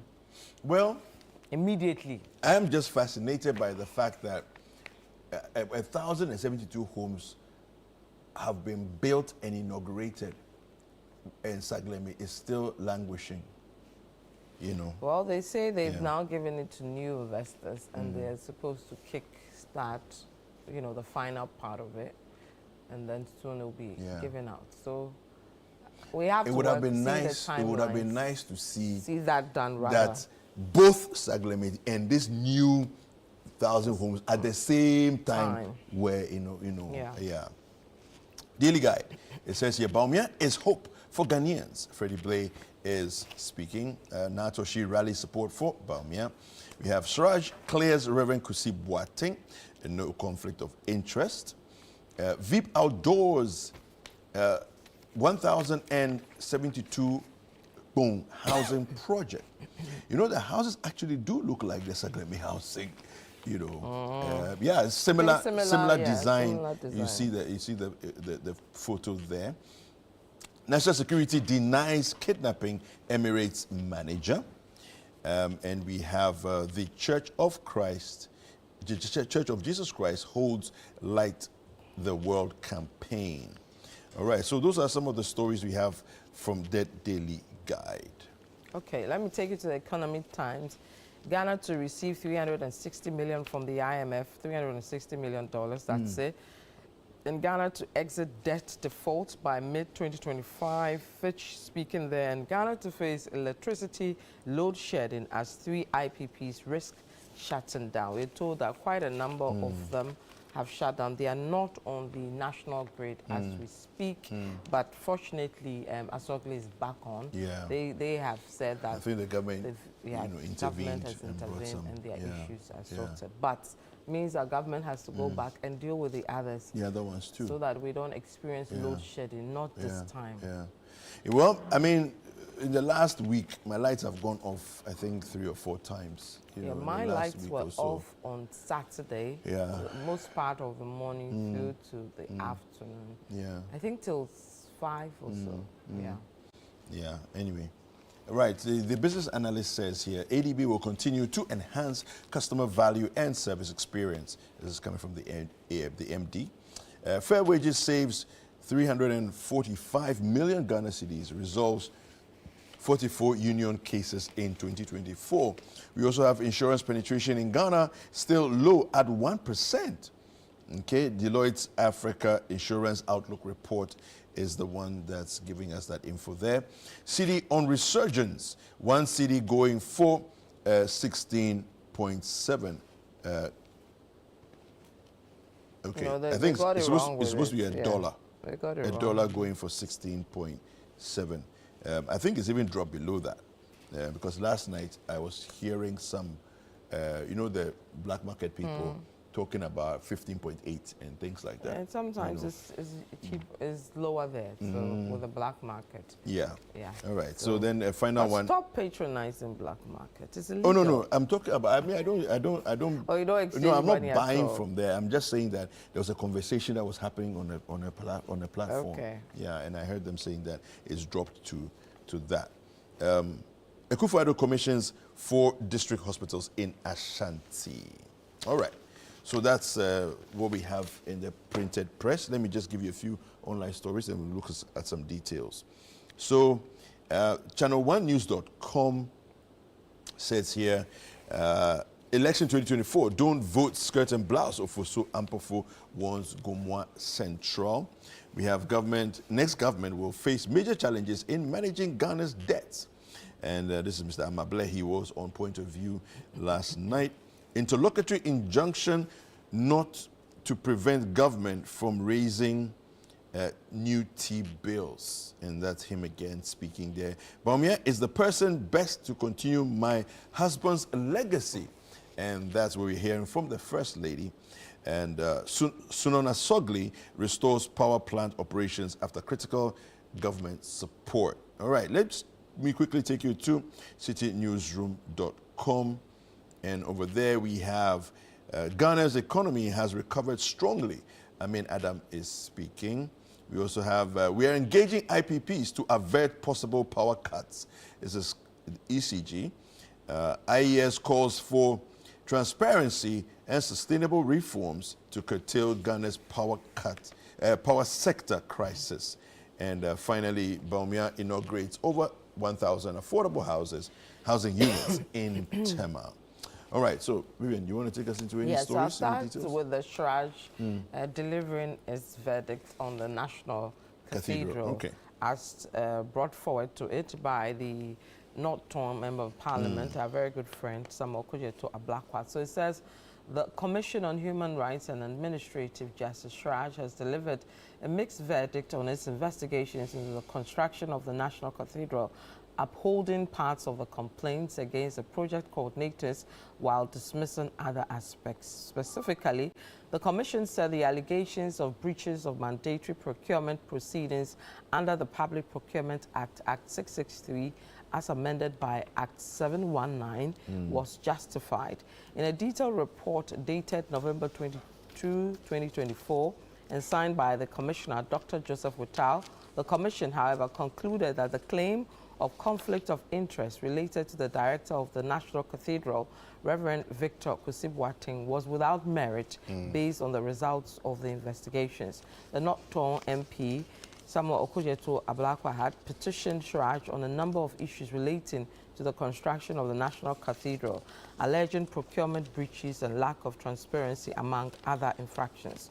One of them was related to funds supposedly sunk into the project so far, and an invitation to Shraj to investigate various aspects of the funds. Now, on the nearly 226 million Ghana cedi allegedly spent so far on the cathedral site preparation, contractors mobilization, U.S. fundraising, consultants and symposia, the Commission said it had no expertise to determine whether there had been value for money, considering that the state of the project remained the same.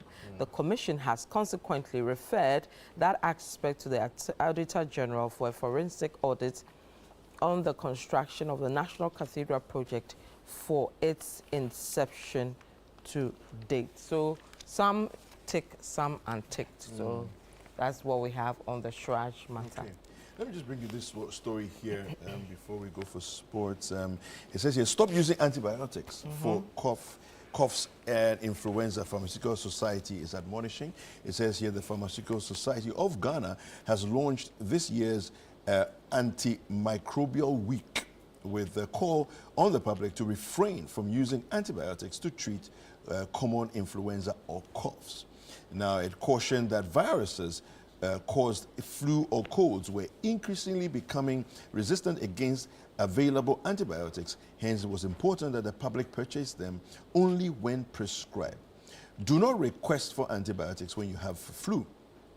Most coughs, sore throats, or colds are self-limiting and caused by viruses and do not require antibiotics. Same way, not all feverish conditions are due to malaria. Test for malaria before taking antimalarials, and do not take antimalarials when you do not have a positive test for the malaria parasite.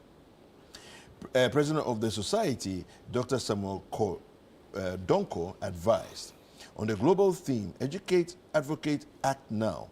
The World Antimicrobial Week is commemorated every year to raise awareness on the critical threat of microbial resistance, all right, which is projected to claim 10 million lives annually by 2050 if urgent actions are not taken to reverse the threat. Okay, so the flu, how do we deal with it? So, like he said, the flu is a viral infection. Now, it's like he said, it's self-limiting, which means that your body will fight the flu. It takes about 2 weeks, typically. So no matter what you take for it, that 2 weeks will still, it will go through the 2 week period. Now, what doctors advise is, you know how some products, they say for symptomatic relief, right? So it will help you to relieve the symptoms. So, but you have to be prescribed by a doctor. Okay. You understand? And then you take it just so you have some relief. But that's what the 2 weeks do. You will still go through it, you know, but at least so a bit more comfortably. Okay, and take more fluids. Fluids. I think the key thing is fruits, rest, all those kinds of things, yeah. Charlie, but sometimes you have some gigs and they're resting and it's not, you have to move. I know. Anyway. I know. Thank you very much. But we'll have a lovely day. Yes, I'll see you at the other side. All right. Take care. All right. Sports is next.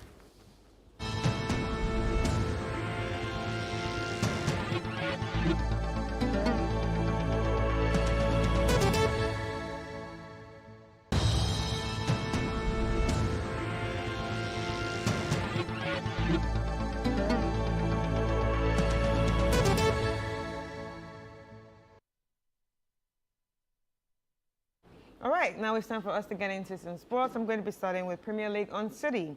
Liverpool forward Mohamed Salah says he is disappointed by the club's failure to offer him a new contract and looks more likely to leave than stay. The 33-year-old Liverpool's top scorer this season with 12 goals in all competitions is out of contract at the end of the season. Salah scored twice in the 3-2 win against Southampton on Sunday, including the winner, the top of the Premier League. Salah told reporters after the match that the club was yet to present an offer to him, even though it was December, and that he felt that he was more on the outside than in. All right, now we have some UEFA Champions League news. Now the Europe's elite club competition, the UEFA Champions League, returns this evening. And the standout match in Week 5 is between Bayern Munich and PSG in Germany. Now the two teams got ready for the clash with league wins over the weekend as Bayern defeated Augsburg and PSG beat Toulouse. Now, Arsenal traveled to Portugal to face Sporting Club in a bid to get back to winning ways after they lost to Inter Milan in their last outing in the competition.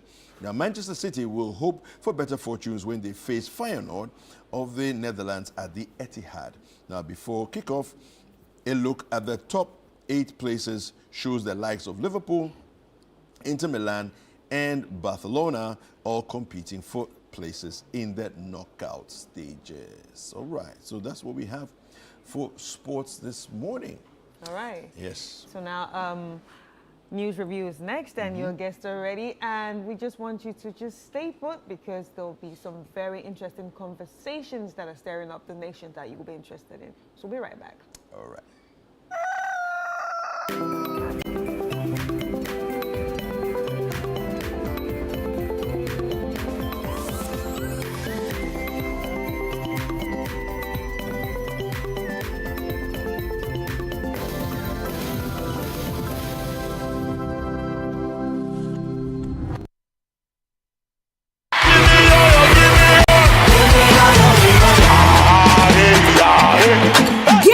Ready! The Harvest Chapel International Overcomers Convention is here!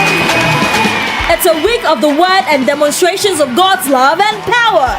Theme: Wisdom for Building the Church. And God's servants ministering are Prophet Eric Oklu Parsley, Living Fountain Baptist Church, Bishop Ewusi Brookman, Rhema Calvary Center, and Dr. Michael Bwedi Nyamiche, Makers House Chapel International. And it's hosted by Reverend Fitzgerald Odonko. Prepare your heart, soul, and mind, and let's meet at Tehillah Temple, Harvest Chapel International, South Tesano, from Tuesday 26th November to Sunday 1st December, 6 p.m. each night from Tuesday to Friday, and 9 a.m. on Sunday. Song ministrations will be by the Harvest Gospel Choir, and Wonyam and Calvis Hammond. Make time to be at the life transforming Overcomers Convention 2024.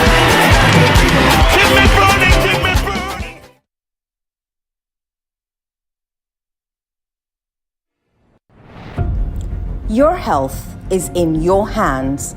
But at some point, it passes on to us.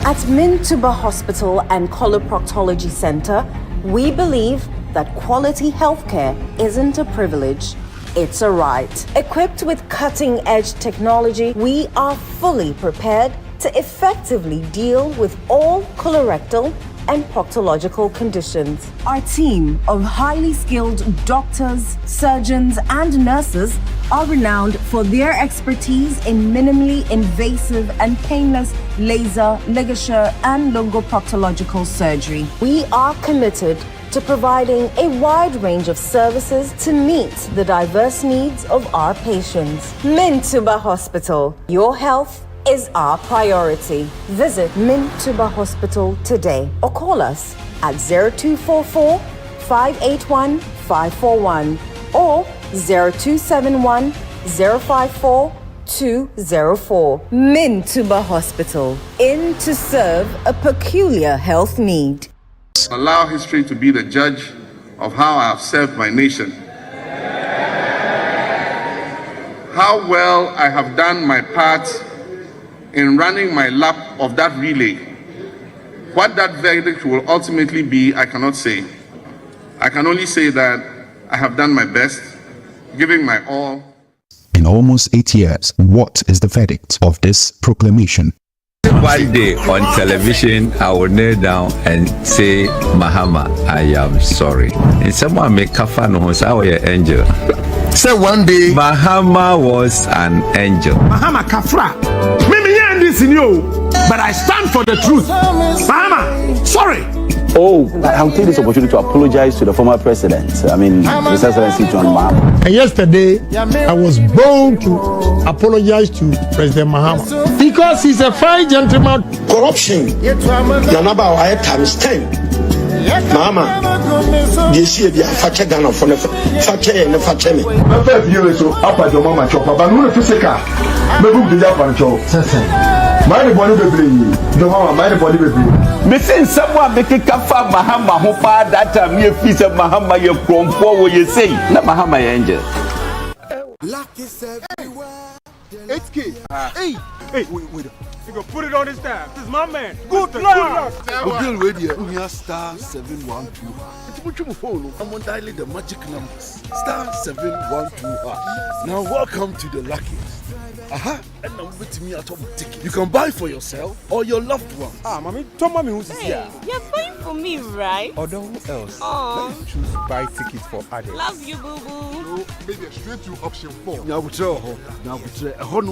You need to buy tickets worth 50 Ghana to qualify. Yes, you can buy random or preferred tickets. I'm choosing random tickets. Listen, if you buy the random ticket, the system chooses a random number for you.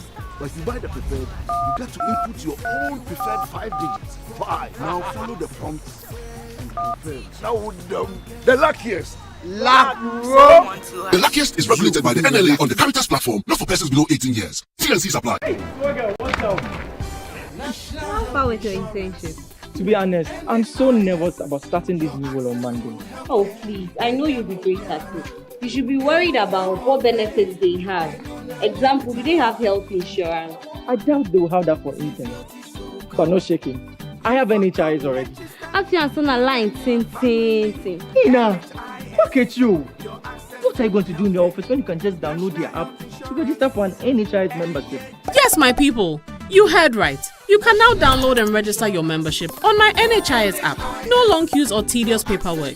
All you need is your Ghana card to register for yourself and for others. Once you register, you get a new digital NHIS card on your phone. My NHIS app gives you access to credentialed health facilities and services across the country. NHIS covers over 95% of disease conditions in Ghana.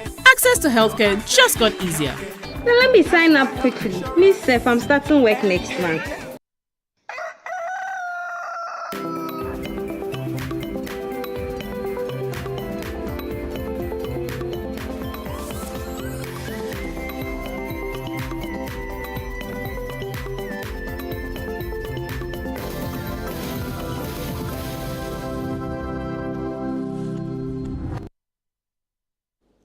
All right, welcome back. It's time for us to get into the news review segment. And today on the news review segment, we are going to delve into some important conversations that have been making the rounds in the press.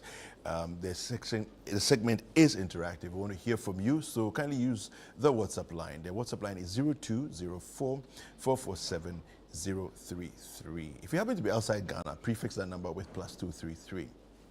Now, if you happen to be watching us on our social media streams, kindly use the hashtag Breakfast Daily. We also have a number of hashtags as we get into the elections. We have hashtag Ghana Polls 2024. We have hashtag Election Bureau. And then, of course, hashtag City Verify to help you if you have any questions you have for us as to whether a certain story is authentic or not. You just use that and use hashtag City Verify, and we will revert to you on the veracity of certain stories that you may have concerns about. We're going to get straight into the conversation, but let me introduce my guest to you. I have joining me on the set this morning Mr. Richard Mensah. He is the head of programs production right here at 97.3 City FM.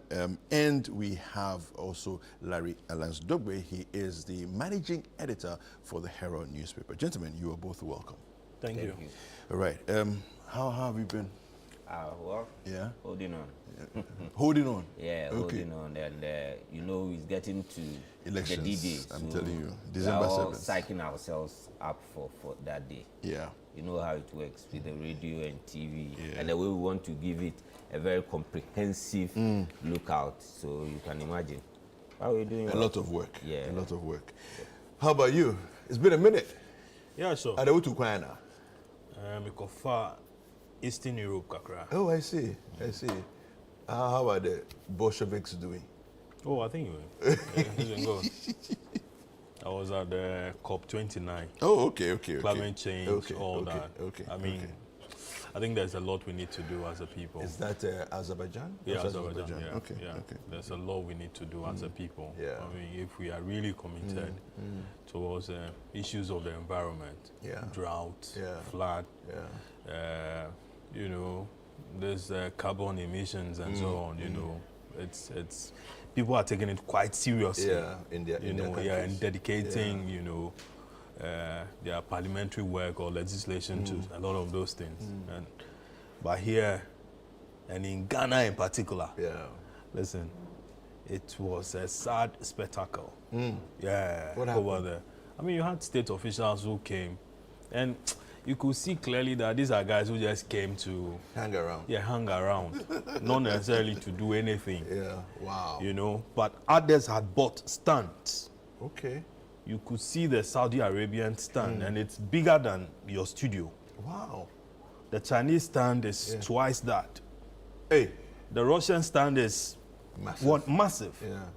And they are talking real policy, talking real, you know, money, committing resources to it, getting funding NGOs, funding media, you know, organizations and so on. So Ghana went without a stand? Oh, Ghana was there with a stand, but it was a stand, you know, made by a private company, that is Jospon. Oh, wow. Okay. Yeah? Okay. It was a stand made by Jospon. And everybody was trying to eat into that. Yeah? Oh, man. Wow. Yeah, I mean, some of them, you listen to some of the ministry guys who came, they were complaining as to how come Jospon is taking their shine, he's not allowing them to talk policy, so and so. I mean, but it's a ministry, Yeah, I mean, they could have done it, you know. They could also have created, eaten into that, okay? Yeah. Or as in created a stand. Yeah. And then Jospon would rather ride on that particular, you know, platform. Yeah. But it was the other way around. Wow. Other countries are very, very, very serious about this. Yeah. India, US, I mean, so many other countries are so committed. Talking about renewable energy, talking about, you know, the departure from, you know, fossil fuel and all that. The world is talking, I mean, serious business, not that kind of thing. I think we are joking. You know, it's interesting when you mention carbon emissions. Yeah.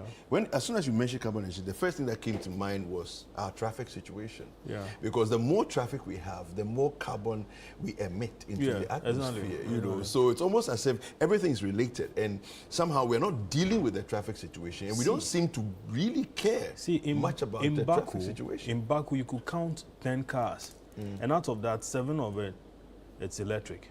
Are you serious? Yeah. Wow. Yeah, you could count 10 cars. At least, I mean, if for nothing at all, you could, within a minute, you could see about, 5 electric cars moving. And that's what I found interesting, OJ. In the UK, they actually label electric cars. So you can see from a distance, 100 meters away, you can see as it's coming, that's an electric car that's coming. Yeah. That's an electric bus that is coming. But in Ghana, it's almost like there's no effort in that direction. Our president came and said that. Inching closer to that space. So I think in due course, maybe as for those labeling, that shouldn't be a problem. I think tomorrow or something, yes, it should be tomorrow. The vice president will be inaugurating some buses for public use, which are electric run, and I think it will be labeled that way. So we are inching closer. Don't forget that this whole thing about renewable energy and fossil fuels, and it's a fight between the big boys out there. So the countries who depend on the OPEC countries and all those things, they have a different view about this whole thing. So normally this COP, whatever, they go and gather there and COP 29 this year. Talk big, bring out policy that nobody follows. Really? Because it will come back to the big powers, i.e. China, USA, Russia, and the rest, and they do what they think is best for them. Okay. So without consideration, look. If you want to talk about the effects of climate change or climate change anything, the enablers of climate change, which countries are the enablers? It is not as the poor countries like they refer to. Okay. But we suffer the most effect. The brunt of it. Yes. Yeah. And not most of the time when they go, they do commitment that they are going to give Africa this, they will give them this to be able to do it. They end up there, they come out and then nothing happens.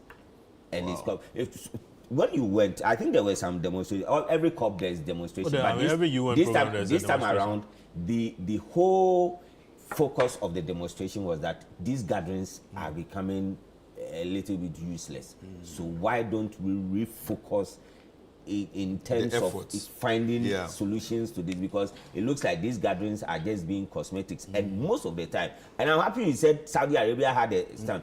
Most of the time, this very particular one, the fossil fuel countries, they took over. They took over, and even they had a problem that we're talking about this, and the country hosting it is a major producer of oil. So there are nuances within this whole conversation. There's that debate that, how come all the bigger, polluters that he mentioned, he talked about, I mean, they had relied on fossil fuel to develop their economies and so on. And now that it's developed. Now that it's developed, you want, countries like Ghana and many others who are now, finding their feet with fossil fuel and then with their economy, you are asking them to go renewable. That debate is there. But, I mean, the situation is this, that you also have to do something about your immediate environment. That is where you live. You get it? So plant the trees, check the environment, degradation, don't the pollution as we have it, both air and water and all that. Something has to be done about it. I mean, but we could talk about this, on a... All right. So let's come back to Ghana. There are issues on our national front. And the first one I want to deal with is the National Cathedral. You don't want us to talk about the national security matter? You wait. I definitely want you to talk about it, but let's start with the National Cathedral, because I'm sure you have some interest there too. Yes. So National Cathedral, this story came out yesterday initially. Shraj calls for forensic audit and possible prosecution. All right. So the Commission on Human Rights and Administrative Justice has recommended a forensic audit of the National Cathedral project and the prosecution of its trustees, following an investigation into alleged corruption and abuse of power. Now, the findings outlined in a report dated November 22nd, 2024, were initiated, by a petition from North Tongue MP Samuel Okudzeto Ablakwa, who raised concerns about the project's transparency and compliance with Ghana's procurement laws. Now, procurement breaches. Let's look at that. Shraj's investigation uncovered significant violations of Ghana's procurement regulations, particularly the awarding of, particularly in awarding the contract, construction contract to Ribadi Company Limited. The report deemed the contract to void ab initio due to non-compliance with the mandatory provisions of the Procurement Act, that's Act 663, as amended by Act 914. In its recommendations, Shraj urged the Public Procurement Authority to cancel the contract. Now, the board of the Public Procurement Authority should intervene to cancel the contract for the construction of the National Cathedral between National Cathedral and Ribadi Company, as it has power to do so under the Procurement Act. Now, there's a forensic audit and financial concerns. It says here, the Commission also called on the Auditor General to conduct a forensic audit of the project. As of May 31st, 2022, a total of 225 million Ghana cedis, 962,500 had been spent, covering site preparation, contractor mobilization, fundraising in the United States, consultancy fees, and symposia. However, Shraj noted that the project remains incomplete, raising concerns about value for money. And the story goes on. Let's look at reputational risks. We have Shraj highlighted the potential reputational damage to Ghana, citing the project's international profile and the involvement of Ribadi Company Limited. The report warned that procurement law breaches could lead to international embarrassment and so on. So the story goes on with various things being detailed there. At the bottom of the story, you see there, it says here, there's another headline.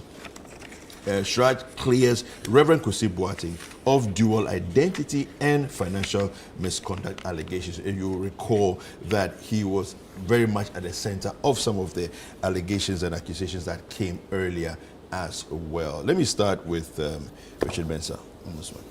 Well, this whole National Cathedral thing has been, since its inception, generated a lot of concern and a lot of talk out there, especially being spearheaded by the opposition National Democratic Congress. So we've heard a lot about this, and then it was out of this that Okudzeto took this the step of going to Shraj.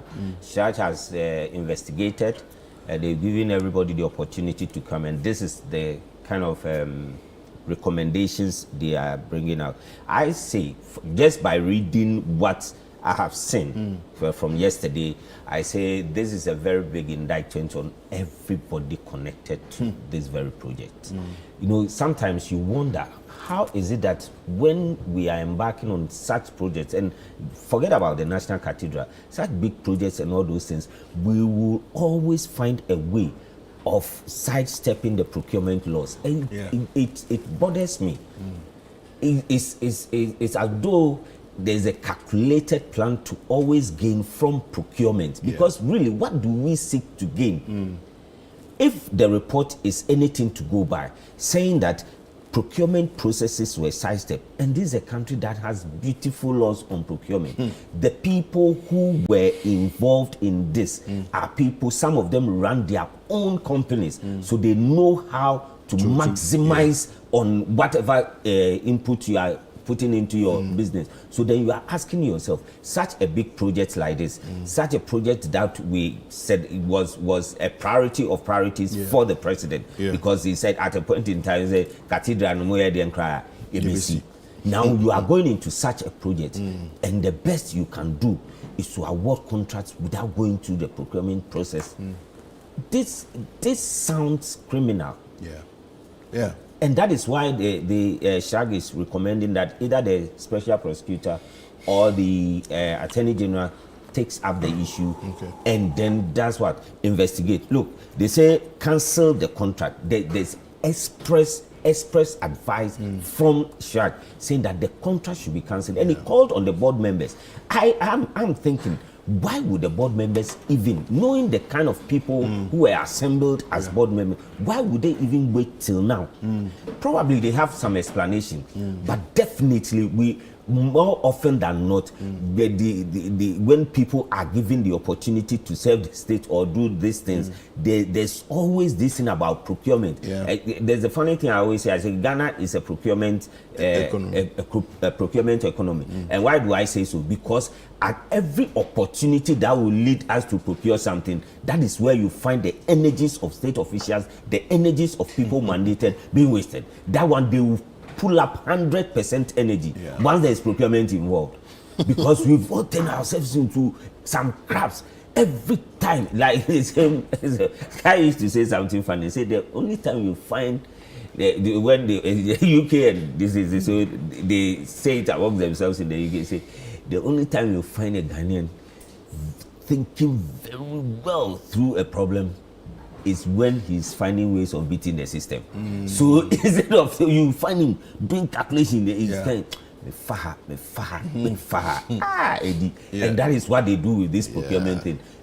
Because look, the huge amounts that has been awarded. Now, there's one thing that bothers me in the report. The report is even going ahead to say that, look, this, if not handled well, would embarrass the country. It's because of the noise that was made about it. It's because of the kind of things. Look, we went to US for fundraising. Yes, we went to Israel to go and take stone. So the whole there has Israel stone there. Stone underneath. We went to Israel to go and take stone, foundation stone. That is there, Israel stone. They went to US, go and look for. So the images that we are seeing there, there are stones, there are Israeli stones. The Israeli stone should be there. It should be there somewhere. Under. Wow. Yes, went to Israel, went to bring stone from Israel. So this cathedral has Israeli roots. That's Israeli roots. So then you are wondering how we turn ourselves into something else and then go about. As for the procurement thing, it kills me, because you see, those are the ways people use to sometimes take out what doesn't belong to them or something. Sometimes it might be genuine. Maybe they are thinking it's a genuine process of going through. But I'm saying, look, we have procurement laws. We have a whole agency for it. An authority. And most of the time, any contract that goes through due process seeks advice from the procurement authority that this is what we are going to do. Please, can we go ahead? Recently, we saw one during the what do you call it? This parliament brew. Even the procurement of a lawyer for the speaker. When the letter was brought out, when the speaker wrote, they said no, they are not going to do. It means that at every point in time, you accord them that responsibility. Now, from this report, if it is to be taken on the face of it, from this report, it means that they've not seen any letter to the procurement authority saying that this is what we're going to do and therefore we are doing it. What is your advice? So no advice sought. We went ahead and then maybe because the original idea, which was propagated by those in charge, was that it's going to be a private initiative. Now, once it's private, then we are at liberty to do what we want to do with our private money. So private initiative, yes, you can go ahead with it. But immediately the public purse became involved and was aligned to it, then all other rules in terms of public procurement must be followed. So, well, we're looking at what the Attorney General or the special prosecutor will say about it, because he's actually recommending prosecution. He's recommending prosecution. He's just not leaving it at just a report. He says these people can be liable. Okay. Now, Larry, I want your comments on this, and then also just comment about the fact that certain key figures a couple of years ago resigned publicly from the Board of Trustees, citing displeasure at the way things were being run.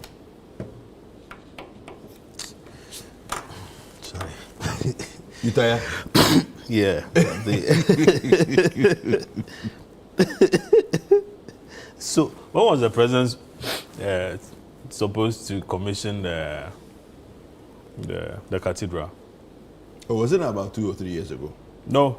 No, it's supposed to be this year. This year, 6 this March. year rather? Yeah. He promised to commission on 6 March. Oh, 2020. Oh, okay. Yeah. Completed project. That was the projection. Okay. That was the projection. Yes. So at the COVID, and then Russia, Ukraine squad. COVID and what? Funds were not coming in. Yeah. Funds were not coming from where?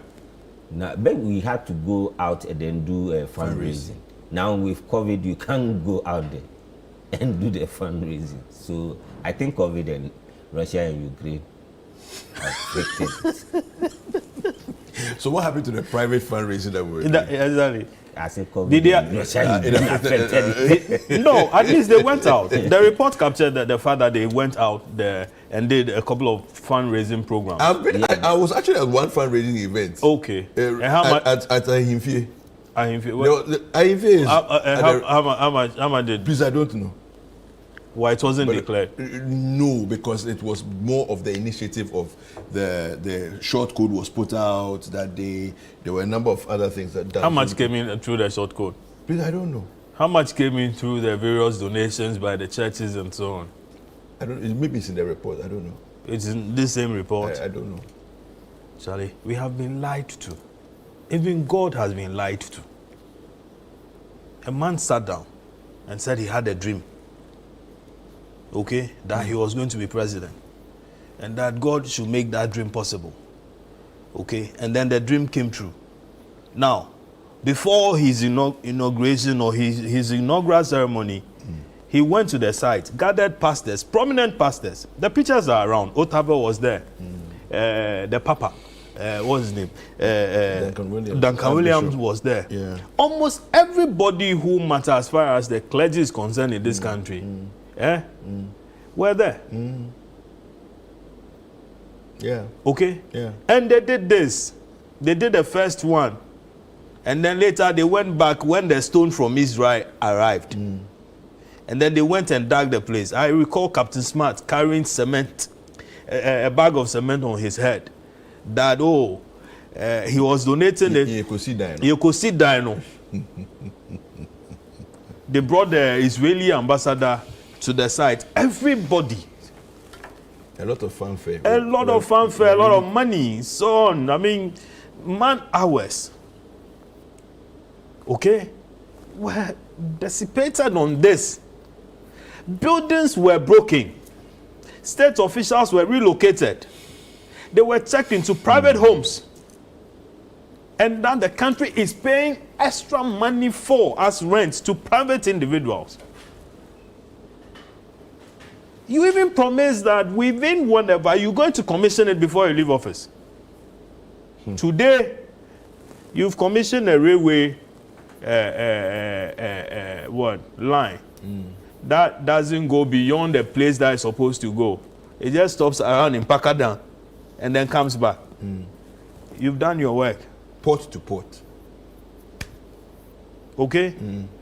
Which other one has been commissioned? So many other commissioning. Flower port. So, okay. Yeah. So at least he should go to the site and say, oh guys, you know something, I promised to do this on this day, but I have not been able to do it. But the evidence is there, so he doesn't need to go. No, he has to. At least he should. No, tell us. No, but he's So commissioning the ones that are complete. how would that ceremony be called? He's the one. He's commissioning the ones that are completed. How would they be called? No, we'll find a name for it. He should at least he should just do something. Do you get it? But I say just not about that, but the procurement breaches. Yeah. President Akufo-Addo sat in Parliament as a member of Parliament for Ibuakwa South when some of these procurement laws were enacted. I recall them very well. He will also recall 2004 thereabouts into 2005 in the Kufuor era. Okay. Where corruption, was just everywhere. So they decided to, do some of these things. Okay, and then, but having been part of that law, and not just being part of it, you're a lawyer. And this is what you preside over. Not just that, the secretariat for this construction was under his armpit. In the office of the president, with with officers in charge who had been mentioned as presidential staffers on salary. And this is what they do. Or this is what they did. Now, the same Shiraj tells you that, oh, you know something, there's no conflict of interest in the in the claim of Okujeto as far as Kusi Boateng or the other name. What was his other name? Something. Kwabena Edu-Jemfi. Kwabena Edu-Jemfi. Okay, there was no conflict of interest. Yet the same Shiraj is telling you that due to poor record keeping, they couldn't trace a lot of the documents. Okay, and that the only document that was produced came from the man himself, having said that he gave some money to the contractors for and on behalf of the secretariat. Yeah.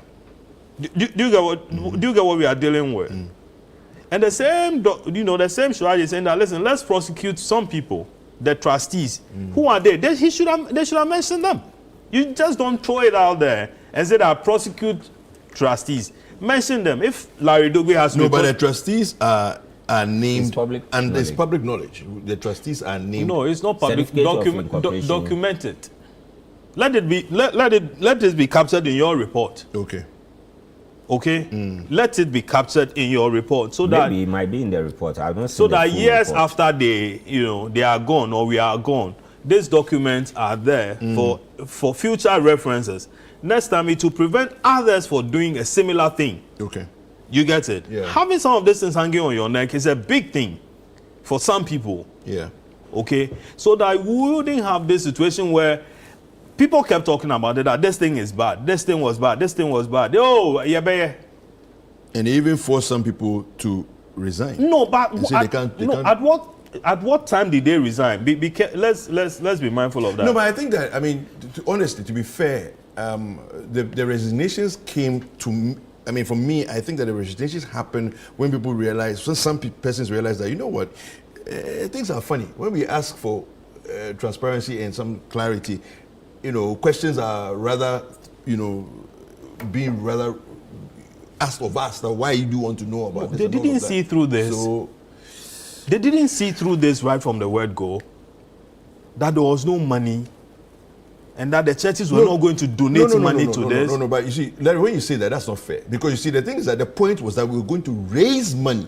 So of course there's no money. I'm coming. Raised from where? From the churches. The man was asked. That was a conversation. No, the president was asked. He said not even, 1 penny of the state's money was going to be blown on this project. And that we were going to raise, the government was going to raise money.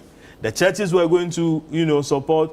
Other donors were going to support. They were traveling the world over and so on, looking for that money. Yeah. But then, back home, we all knew that money were coming from the state, not for anything at all. A secretariat had been established, and that secretariat was being paid by the state with state money. Okay. That is state money going into the project.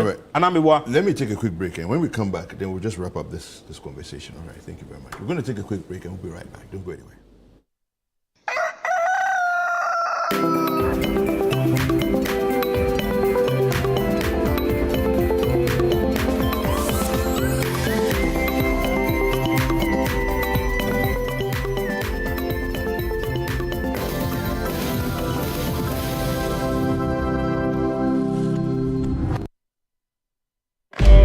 Introducing a new era of sophistication and power. The Haval Julian from Zondertech Ghana Limited.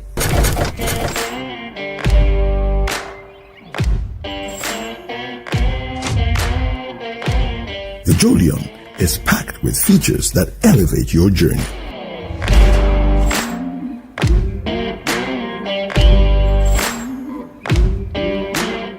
Enjoy excellent interior build quality designed for comfort and style.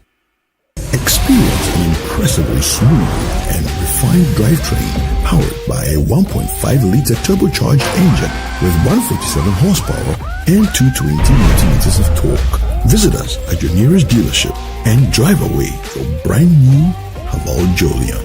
Call us on 0501 772222 or 0501 773333. Do you want a healthy smile? Athletes must protect their smile during athletic activities. Hi, I'm Tanya from Bethel Dental Clinic, Ghana.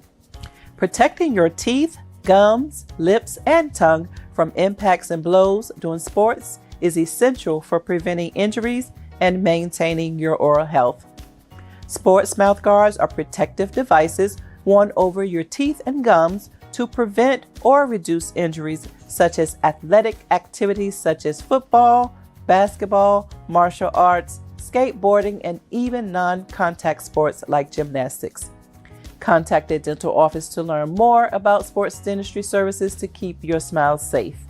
Bethel Dental Clinic, your partner in sports safety, because your smile deserves protection on and off the field. Healthy smile. In the heart of our communities, change is not just a dream, it's a promise. I don't have to worry about rising costs and taxes. Dr. Baumia's flat rate tax system is a breath of fresh air. It means I can keep more of what I earn and invest back into my business. I've seen so many changes in my lifetime, but what matters most is to feel secured. Dr. Baumia's initiative for the elderly is to make sure we are not forgotten. He's giving us the exact care that we deserve. With digital skills training, I am no longer worried about the future. Dr. Baumia empowers us to thrive in a digital world, making us ready for tomorrow's jobs. Job opportunities are crucial for my generation. Dr. Baumia is committing to creating job opportunities and entrepreneurship. With his vision, we can build our dreams. Together, we can transform our nation. Dr. Baumia's plan aren't just policies. They are pathway for prosperity for every Ghanaian. It's time for leadership that listens and acts. A vision for all of us, where every voice matters and every dream is possible. Vote Dr. Mahmoud Baumia. Esoroho.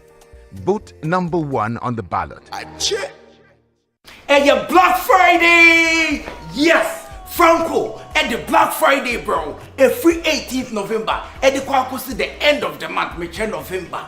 Burra Franco, shop BM, Nekwajo Woma, you shine the water so. A mobile phone, and printers, laptops, air conditioners, chest freezers, tabletop fridges, and our TV sets, every 32, and it was 100 inches, accessories, and then Woma who do na. Ne water that from say team, and it ya chain, ne Burra Franco shop BM.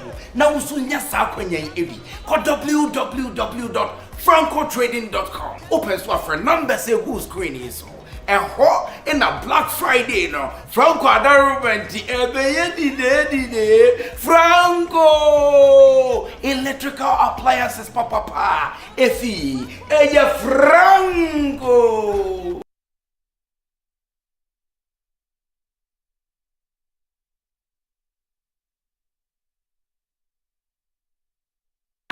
This festive season, it's time to go big and go loud, because with GoTV, Bronya City.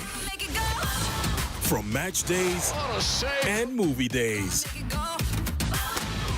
to local stories, big little adventures. Really? It's unmatched entertainment for the whole family. Yes. GoTV brings the joy anytime, anywhere. Get your festive season sorted. Get GoTV.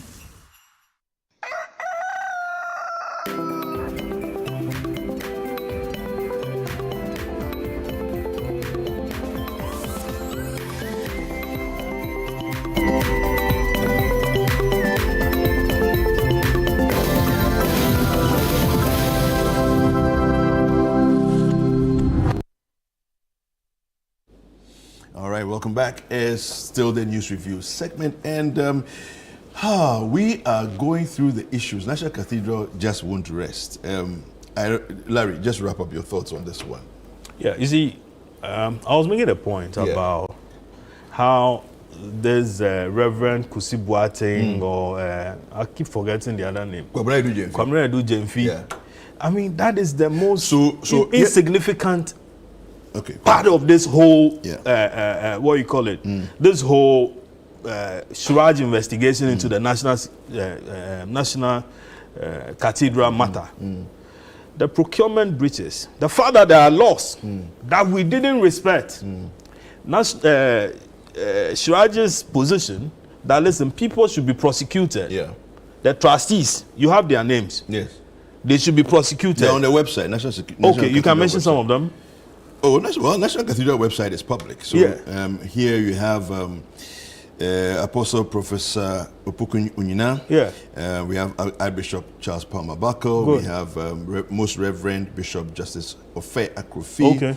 We have Right Reverend Awotri Pratt. We have Right Reverend Professor Emmanuel Mate. We have Reverend Dr. Joyce Ayi. We have Reverend Kusi Boateng, Dr. Frimpong Manso, and Kingsley Ofosu in Tiamwa. So these are 9 people on the board. And who should be prosecuted? The executive director of the secretariat is Dr. Paul Opoku Mensah. Okay. Who should be prosecuted per Suraj's recommendation? And the Suraj didn't just end there. It talked about Attorney General also stepping in, if need be. The special prosecutor also taking an aspect of this matter. And then the Auditor General also going into it. You get it? This is one of the biggest scandals you could ever get. Biggest. It's a damning report. But, well, I can't decide for media houses.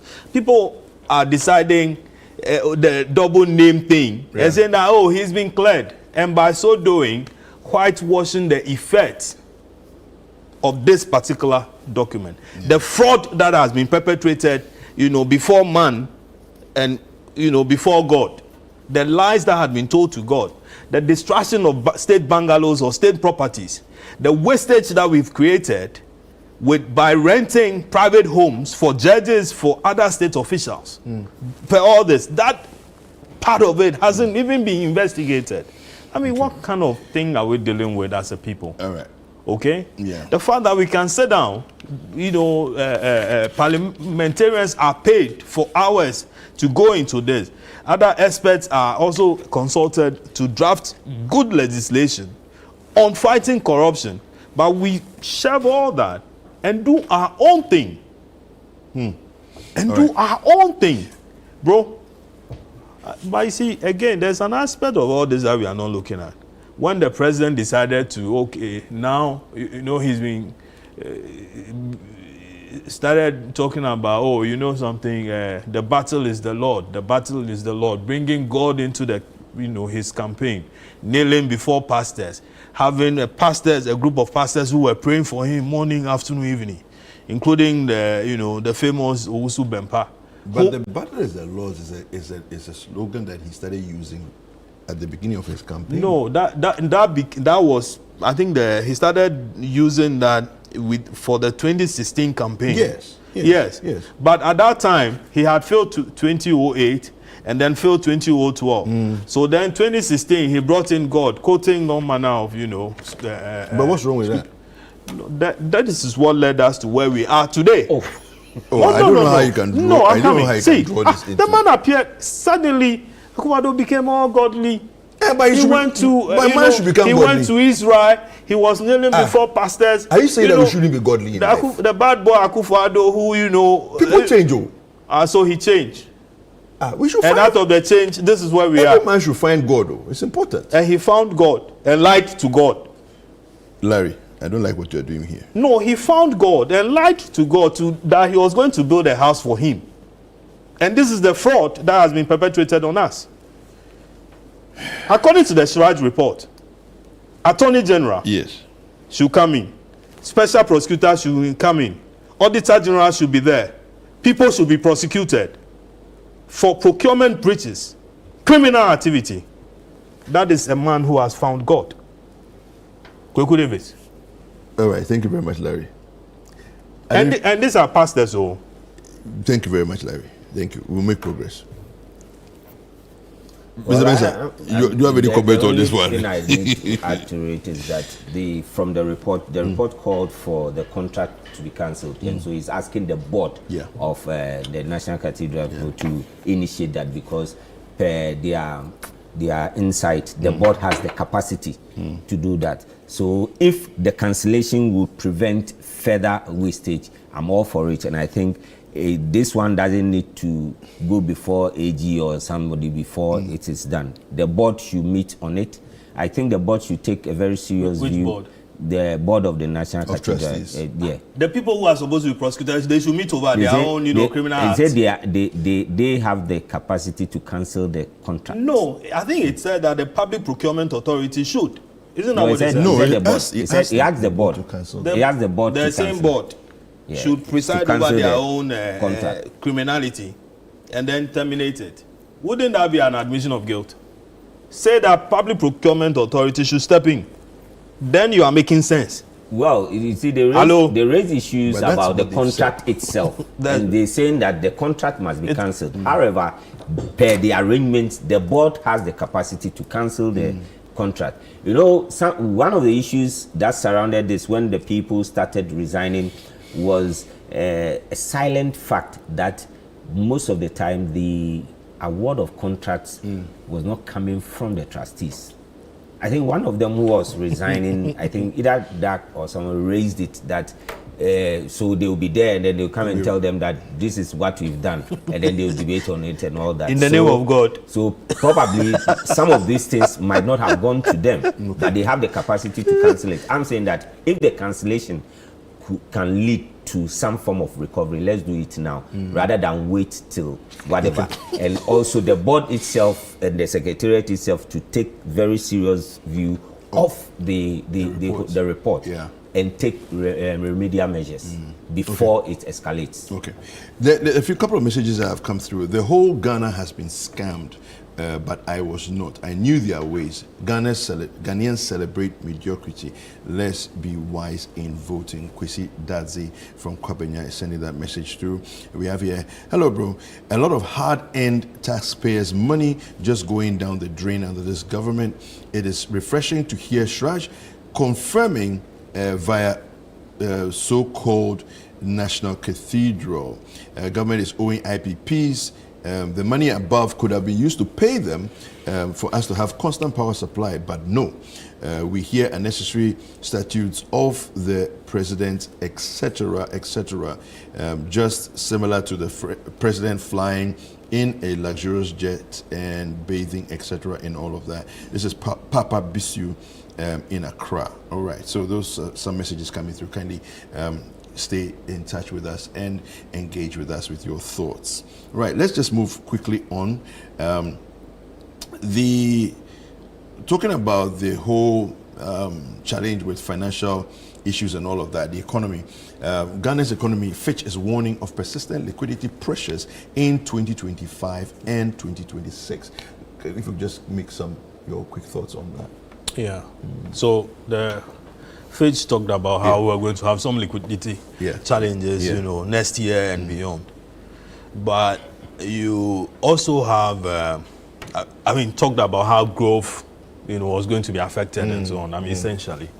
But then you have the finance minister, who is on the campaign trail, talking about how the economy has recovered, and is doing very well, and now buoyant, and projected something else, contrary to what Fitch is talking about. Okay, others have all made comment to the fact that we are having difficulty, but well, the guy who is in charge thinks that no, everything is all well and cozy, okay, and that we should just ignore all that is being said.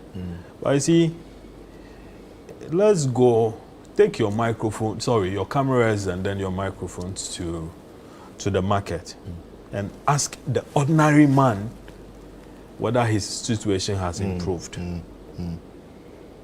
Okay.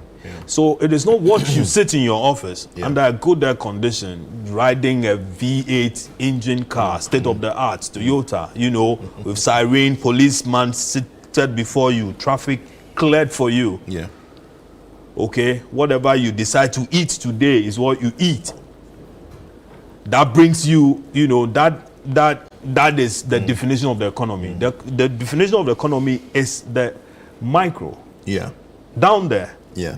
How are people, able to afford the everyday things that they can afford? Yeah. Quick comment on the power situation. Yes, I was getting to that place. Yeah. Okay.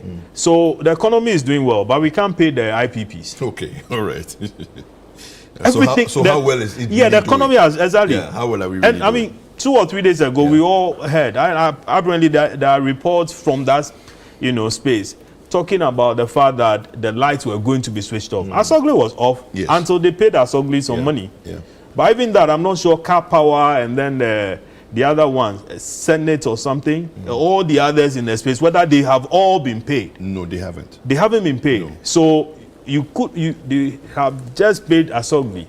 So what if the others decide to also? Maybe there's a plan in place. Car Power is the biggest, isn't it? Yeah, Car Power currently is off the grid. That per the report. So okay, so the economy has, the economy has bounced back. Yet Car Power hasn't been paid. Asogli just turned on. After how many? Since October when it was off. Okay, Dumso was ongoing. I said, don't report on Dumso, and it's a routine maintenance. I mean, how long would we continue to be lying to ourselves? All right, thank you. This whole thing about liquidity challenges, incoming liquidity challenges. 2025, 2026. It's just an indication to you of what is to come.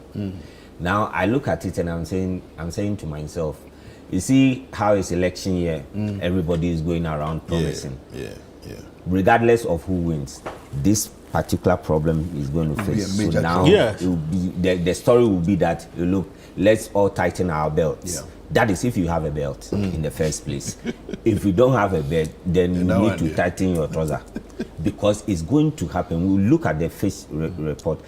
What is liquidity? The point is that there will not be money. Yeah. And they are saying that based on the fact that they are saying, look, our interest to revenue ratio will still remain high. And that is a major challenge for the economy. And we shouldn't, you see, they've given you a 2-year, this one is 2025 and 2026, because that is the forecast. They are good at doing those things. But then, what they add to it, which I'm saying that is what is going to happen, is that they are saying there should be drastic fiscal measures taken by government. What are these drastic fiscal measures? The thing is about liquidity. Cut expenditure. You cut expenditure. Certain projects cannot be continued because you can't put money into it. You can't put money into it. So we are going to see a stalling of projects because of this very particular. But the projects, most of them have installed. Oh no. Most of them, for a long time, they were all stalled. No, they were stalled, but now they are putting money back into them, and we are commissioning. We finished the flower pot. We are finishing the Obechebe. Are we not? Are the projects not? We are finishing. Are we not finishing? For how long? How long? What was the projection? Construction going on. What was the projection before?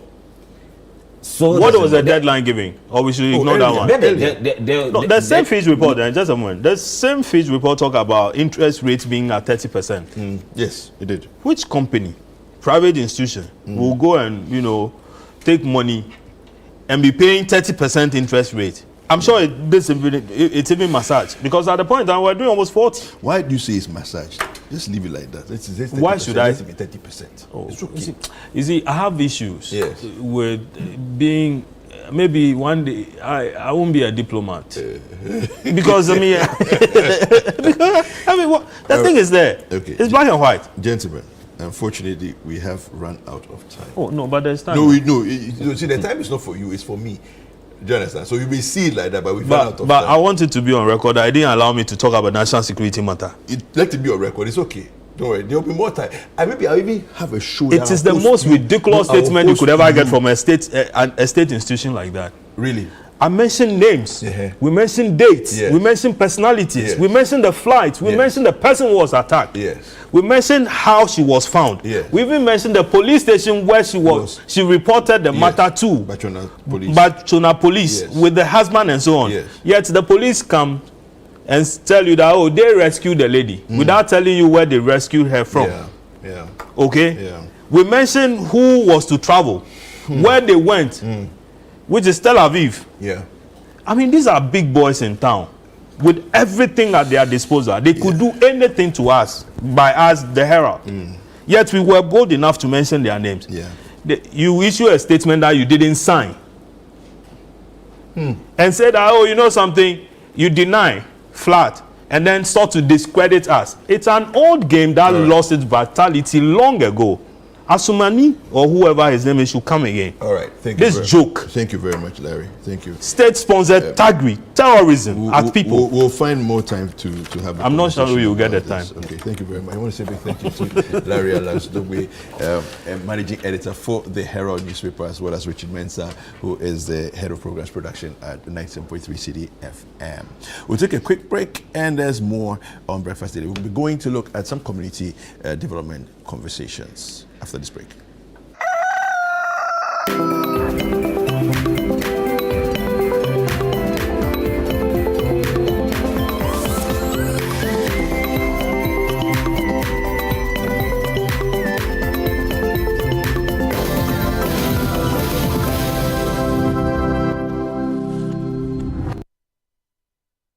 How can we solve the unemployment crisis in Ghana? Yes, Masa. By using formula 133. Can you expatiate? Say, this simply means 1 job, 3 shifts, 3 people. That is the Mahama 24-hour economy policy. Under this policy, businesses will be given tax incentives, cheaper electricity, financial support, and security support services to encourage them to work 24/7 by adopting 3 work shifts of 8 hours each. This will triple job opportunities in the country. This policy will boost production, increase productivity, and generate well-paying jobs in all participating businesses and public organizations. Excellent.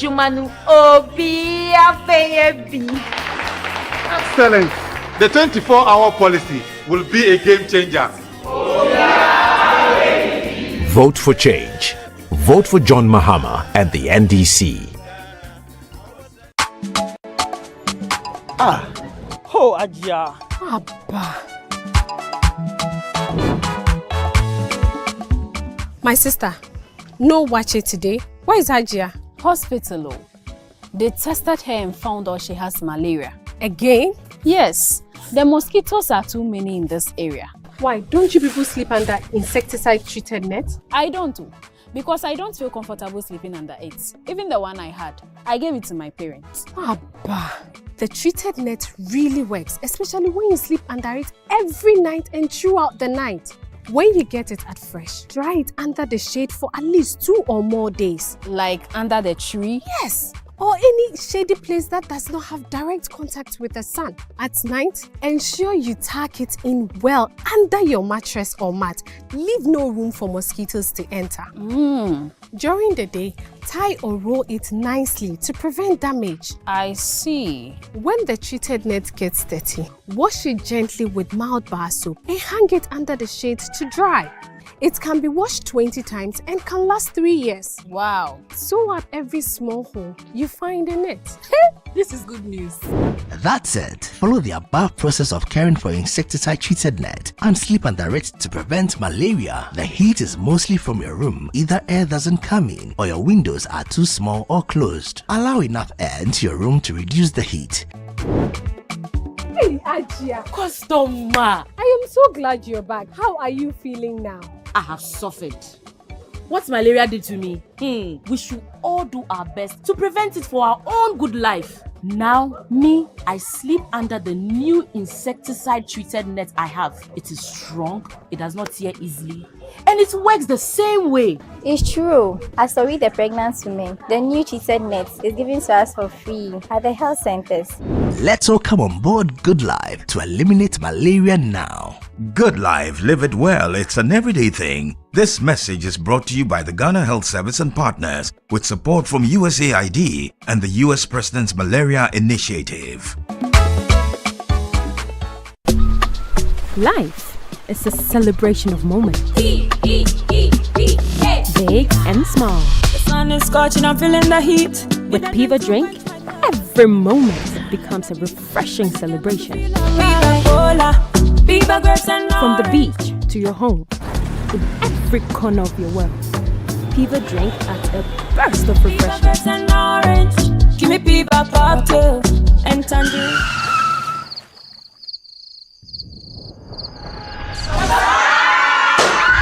Celebrate every moment with Piva drink. Refreshment for every occasion. Piva drink, a taste you will love. P for Piva. This advert is FDA approved. Ago Ghana for Enche na abatuo danedu. December 7th, efia no panon so, kosi anwumre no num. Yemu bia wo tumi so oboa, siesie ye mayi dachi. Aba wo betu wo mampanyini, ne mrahye bedwa abatuo no mu no. Betumi aboa den satraye mapa aba. Mama nkyere wo de obeye ama abatuo no so aba mfaso. Wokodu polling station hwa, hwe na hu se woni nipa a wodi wo abatuo ngoma no mu no. Se wo voter ID card ayirampo a, kwa wo polling station, na yebema wo kwan ma wato aba. Naji wo ballot paper, afei, hwe se stamp a ema abatuo krata ane di mu ne bo akire. Enkikaye bia ni so, ana efa bia ntenseye. Wo wia kwa abatuo adaka ye to aba wo mu no mu. Fa okokromotika ink na afei to boase fatim box wa ewo nipa a wo to aba ama no ne din ne mfoni ne na hyenso de anim no mu. Shanenso saudi ukokromoti betim box ne nkuemu. Afei fa tissue ana ntomago a ewo ho no paper won sakama ansa na waso ballot paper no mu biem. Bobo ballot paper no ne tintin mu fa sha abatuo adaka no mu. Afei shanenso se yenyi wabatuo ne ntum se koba se utim manipa mienu ekro wen tima mo bia ana se stamp a emani di mu ne mo akire enti hwene ye yeto abani wia abatuo mpanimfo behwa akan aba no frenchim wo behwe se abatuo nkrata ne di mu na wahyehye akan no pepepe abra party agents eni tuemu ehwe de ekoso bia onua kayo se abatuo yi ma wakwanya wodi beyi akanifo a wo besi wanemu enti koto aba December 7th na wonso kire wadwen wabatuo ye wo dachi kai say ye de kokromotie ne to aba enye tuo no asekan ye nhia kudie bia e wo polling station Electoral Commission of Ghana ene de kase boyi bro. Live from the heart of the equator, get ready to be mesmerized at a night of stunning fashion and electrifying music as 1957 event proudly presents Rhythms on the Runway, the Kente edition. From Accra, Ghana to the world, this is a spectacular fusion of fashion and music to ignite your spirit. Enjoy live performances featuring the legendary Asabia Cropper, Edem, Amanziba, Nasi, Episode, Kamido, Kwabna, along with comedy from DKB. Join us at the Grand Arena on Saturday, November 30th. Red carpet starts at 7 p.m. Showtime, 8 p.m. Visit www.rhythmsontherunway.com to purchase your tickets or call the hotline on 053-553-4756. 200 cedis for standard, 400 cedis for premium. This event is brought to you in partnership with Beyond the Return and sponsored by Johnny Walker, Caveman Watches, Ghana Tourism Authority, Gold Crest Refinery. Step out in style with a hint of Kente and dress to kill. Rhythms on the Runway, the Kente edition is a 1957 event. Media partner, City FM and Channel 1 TV.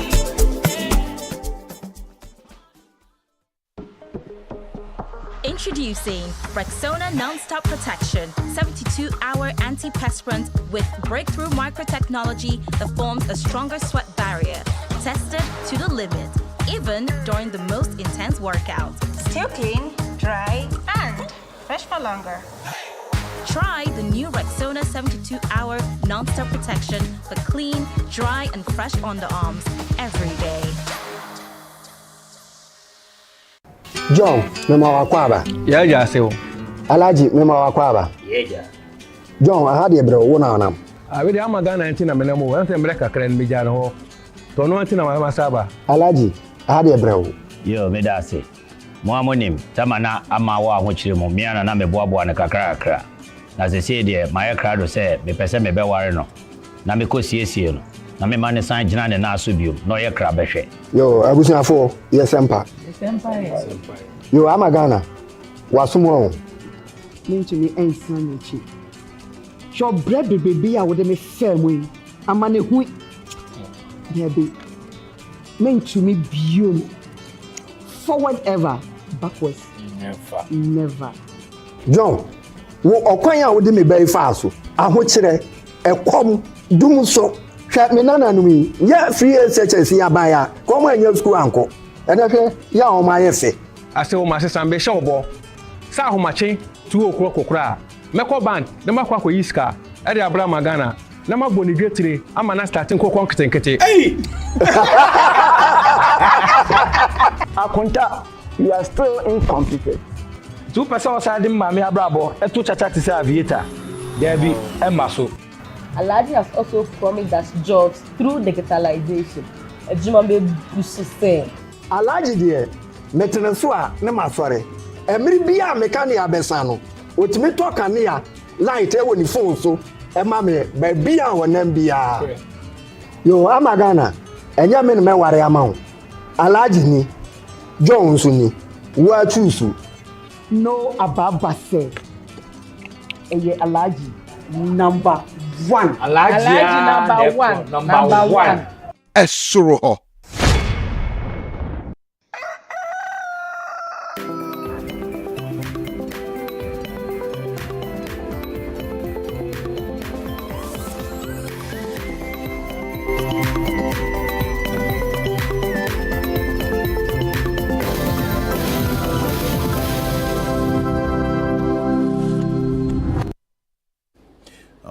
Welcome back. It's time for us to cross over to Kumasi, to the Subin constituency, where Hafiz Tijani will be getting us into the constituency, speaking to various persons and trying to feel the heartbeat, the pulse of the constituency in the next segment. My name is David Kwekusechi. And my name is Chris Kata.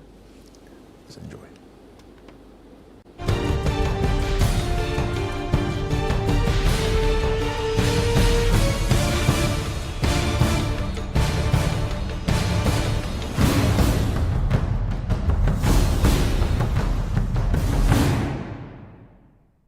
Today on the program, we are coming to you from the Subin constituency, which is located at the center of the Kumasi metropolis.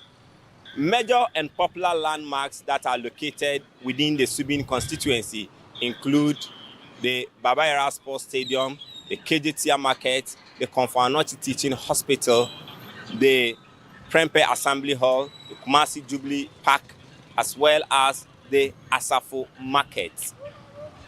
Today, as part of the community forum, we are here in the Subin constituency to interact with constituents. Now, from across the country, this is where bereaved relatives come to find the befitting coffin for their deceased relative when they pass on. So here, the youths mostly are engaged in this business, and this business is employing more than 1,000 people here. And this is Fanti New Town, one of the major communities in the Subin constituency. We are here to engage with the coffin makers who are here to get their instructions or to get to interact with them in this conversation. About the back channel 1 TV. Oh, Mijo Suminia. I'm Adaka Jumano Oye BFA Seni. Oh, me, actually, Kakra. Yeah, getting to 31 years or so. Well, so he has been in this business for over 31 years, and challenges being a film. How been? Oh, challenges the baby in the womb. This is here no around Kumasi I say, and as a main fan say, Ghana hania wo pe baby a na ka adwuma na gina so pa e infantino tan baby a me gina. Fi say ye bi ko nkran ye bi ko bronu baby so. Opa bia efe pa dia chisa na bebia ewe sisi ano ho nsem bebre bi kura wo court ne na sefo enti no ama challenges ne de edoso me kasa me no ka sisi a enye menji ndi say brain na obeko na challenges no e de empa ne mu hawa hase asase na ya tena so a che no mo say asase no obi aba beto esu yempanifo na no Emma ya we say asase na yete so no free ya na nanu mpedifo mo sha ase na ha no mo sha adwuma na se eti free ye enti MPs ne na sefo na yo mbetena so no eni assembly man no mo na nka ye pese o mo boa ye na sa or how na ye facing wa say no anke etumi ye. So one major challenge for them is the land they are occupying currently to do their business. Some time ago, there was some issues regarding this parcel of land. They were being threatened to be evicted from this place. But later, that decision was rescinded. But they say that they don't still feel safe operating here because the land does not belong to them and they are being threatened with an eviction. Apart from Enono, Enchebiano Kotoaba, Udumana Uye, Eden Ninason wa Udikotoaba. Oh, when you know, so I mean, make sure the government na ye, make sure government in the way. And you may be why be one ma ekuye man be one ma anko ya mamia and the bema majina so baby a neto mabano ako ti decided ne de wo me ankasa me wono and to say there na ohe. Oh, one onya hwe kura no me hu say free education wa ebi anya se menua kura anko bi a obi di akobi. Oh, yenim omoba bi mu wa nsem de so bedru no ni ehu ne sa enti anwoma bi wo no ma me decided na be decided bisa say no yasi akukọ ntu obedwum mintumi nka no wa se bia me ya na say me koto ama bia na me koto ama nti eno no ye me ankasa me decision e wo me nsem. So factors that will influence his voting decision are the policies that all the political parties are putting out. But he has single-handedly, or he has mentioned the New Patriotic Party as one party that has brought in the free senior high school policy. And he would not specifically say he's voting for the New Patriotic Party, but he has his choice to make secretly when he gets to the ballot box or when he gets to the center to cast his vote. So that is one of them. We'll speak to one other person here who has also been in the coffin business for a very long time. Like I say, eduma na amu ye no, nyoma na amu to, materials na amu to no, raw materials no. Ni boni ti say. Oh, e bonde e kwosoro, but the who say e normal because he say no. If you see baby no, ye dey ntu kwan da be. E hu say baby enema bia dey e kwosoro. Eti no nema na e kwosoro dey.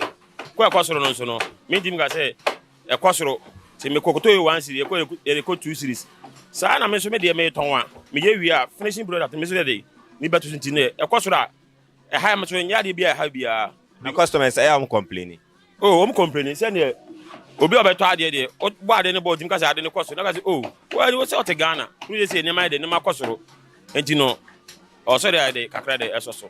So he's also aware about the costs or the rising cost of materials they use for making the coffin, but he doesn't have any option than to buy to make the coffin. But the only thing he can also do is to pass on the cost to the customers who would buy from him. Ekotoaba entebia ekotoaba. Ede no behe bitoaba. About one day. Ebe hwe ne ma bebre enye se high subint no chenchen na be MPP ni na so ye ndisi ni be about one day me hwe de o man panyin ya o to me side ndi wa bia ma me wa nya bia kra no me ma mienu me ma miensa free SHS no o manya mu kwan a e bi ba akokra wi a o won na sin na yi na mienu so de wo enti no wa nya bia kra no eno no ma benefit wo ho e bi se wanya sa eska no enka se bi obeka se mpanifo no bedi enso waye na edi ya meni wo ni ye nya kakra mfa so akra de afri ho o mu se etu tax enso wo ye de kra na because so abai bi ba wanye so ya ba ya me nya mfa so ye de e wo so enti mi dem free say na ma boy na do ma boy enti no edi ya ho na meto akọ. So he's praising the current administration, MPP administration, for rolling out the free senior high school policy. He says he's a parent who has benefited. 2 of his kids have benefited from this policy, and he says that the government has come to reduce the burden of parents like him by bringing in this policy.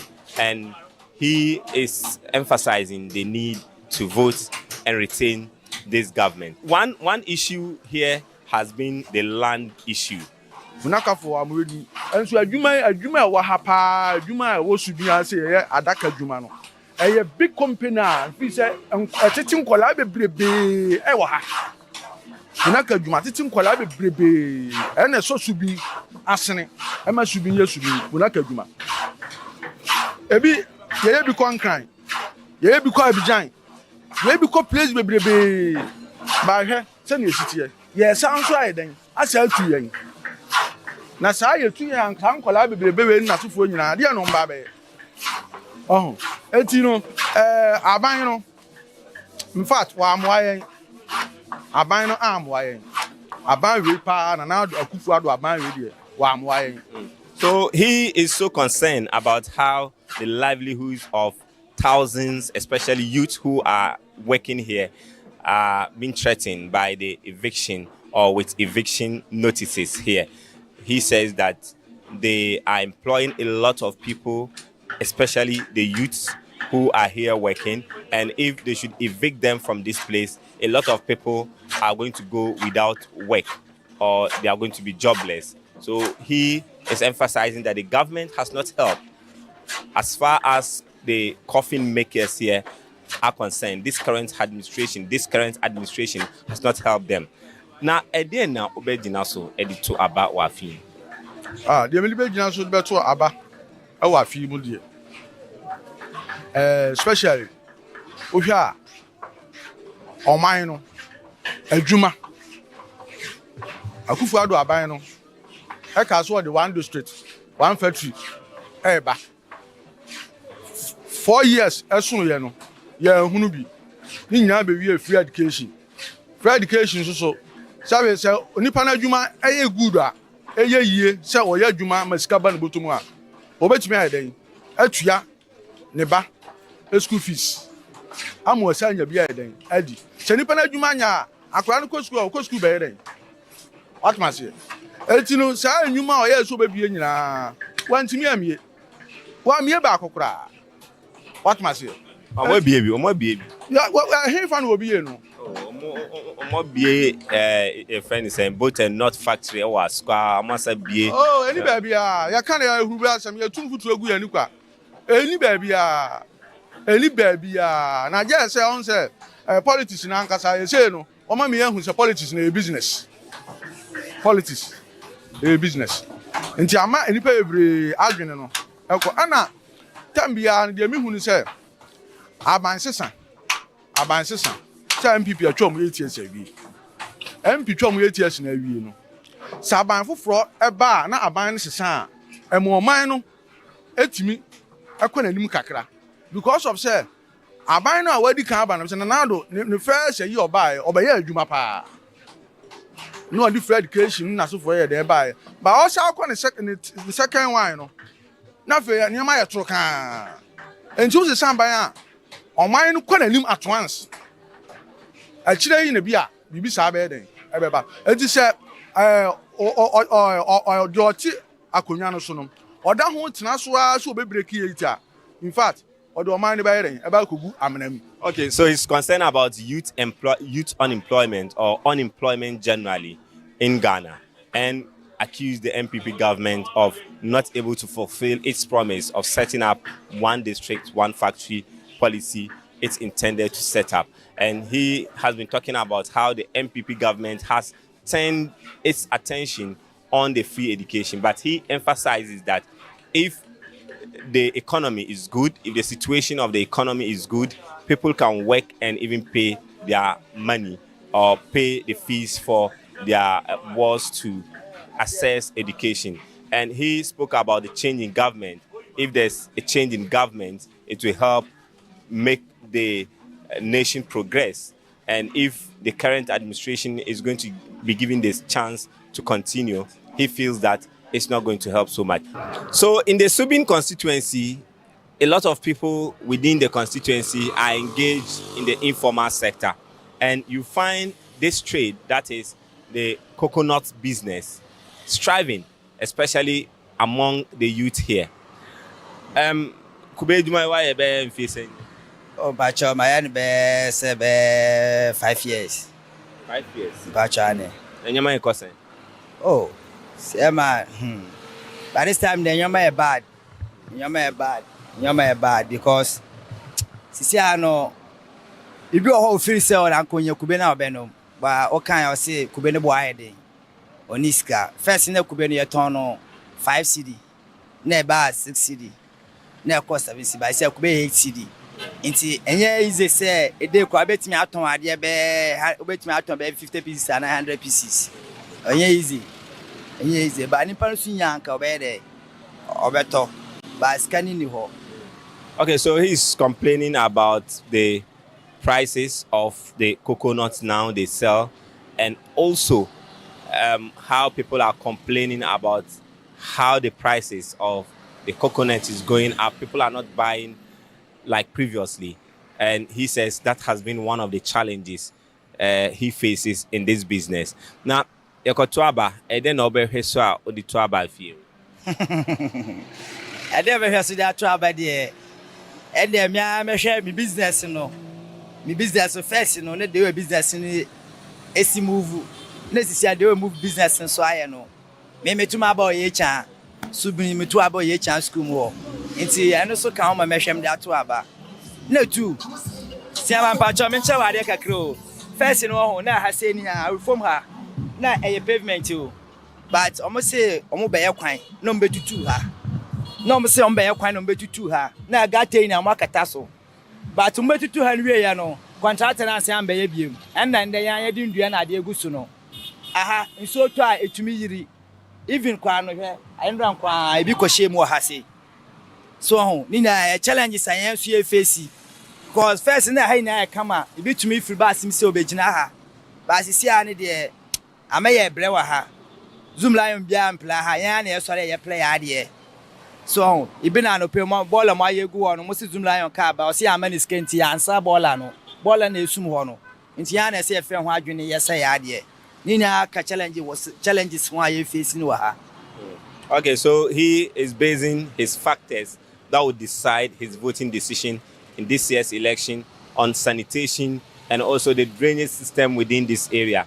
He says he votes in this constituency and the drainage system is not so good for him, and the sanitation situation in this area is not so good. So he would base his voting decision on the factors he has outlined. Say the fan say about your buy here. In terms of light is very, very problem. I high over na light you do. We are do my light off. Machine so yeah light na say see machine na say machine almost be 500 million e dey buy do light calculate machine na dey I say it mean dem should be it about we buy and wa moye e fa painting side no say you most of them they are China and we mo ye no you see am e duma plan na kofem it about we dey can say we am moye we.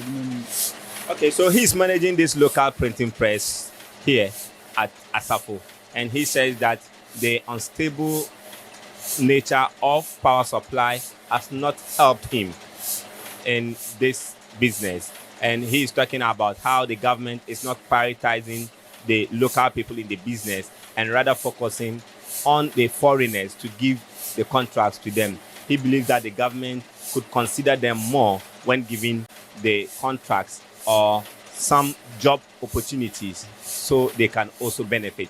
Nti I feel about to e na obedina so e di tuaba. I feel about to there. Yesterday obi wo ha o say on a mate. Na driver ni kura mpokura o twika na kura wan twi na o mate ni na obeye den. Ezie de ha de a I feel about to there. Allah also I be that but here who she you said the man corner there to be honest about to we there who said Gamani Mahama Oba that boy asking it was only on over this year It's as a Trimudem one as I want to who maybe also why you money be that, but you would papa be away. And never said $1 and I see a cost of apple. You can be a ton of Ghana and 2 million. Oh, this is my as a human I know. You're fast again and cafes, Yan Serbian. Jabana there. If you said your man, a Saba back, I bet why actions are yourself a Sian man for Sian man on the idea you will because all home Pocrano. So, Governor knew or ask for Yadiana said, I want young contour and I will wait in our wedding. Jelly, who's on your bit of wire. So he's criticizing the current government and also the flag bearer of the New Patriotic Party of not able to help in stabilizing the CD, which he attributed to the increase in some of the raw materials they use in the printing press business. And he said that he prefers that the former president, John Mahama, comes back as the president of Ghana so they can, that can help the business here. But now, Dumso Wasem. But Obimusuka say, John Mahama time cry na Dumso Nukra iOS. Oh, I'm saying, but he was able to solve problem now. And son away the oko. But once you buy and almost have a beseno. So, it's me who say, Oba, and you may be called idea about quiet switch and say, Oba, if you had case in the morning day. Won't come. You move once you can then cost. The year bit me I can cost you. Okwa, or more first year mamma for no. I want you above our church a fair case in, above our fair case in. That's and you know, fair case in one more but you never got it is never so. Only the banks are saying so in so. But you will be sure no crown here on by the Yamay. By and Cassavia gold no more moon too. Or moon too, but a more first strategy be more make me to Adiana and Kofa. We ain't a family of mine. So be 18 from China. China go to be save you all. I didn't tell my mom walk on a moon, able to normal say you soon. For if you two gold, you're too good. As you didn't say so. But what remember, Quam, my China for about say you soon in Adia. And now the other time I heard her, you better know if you are mine so.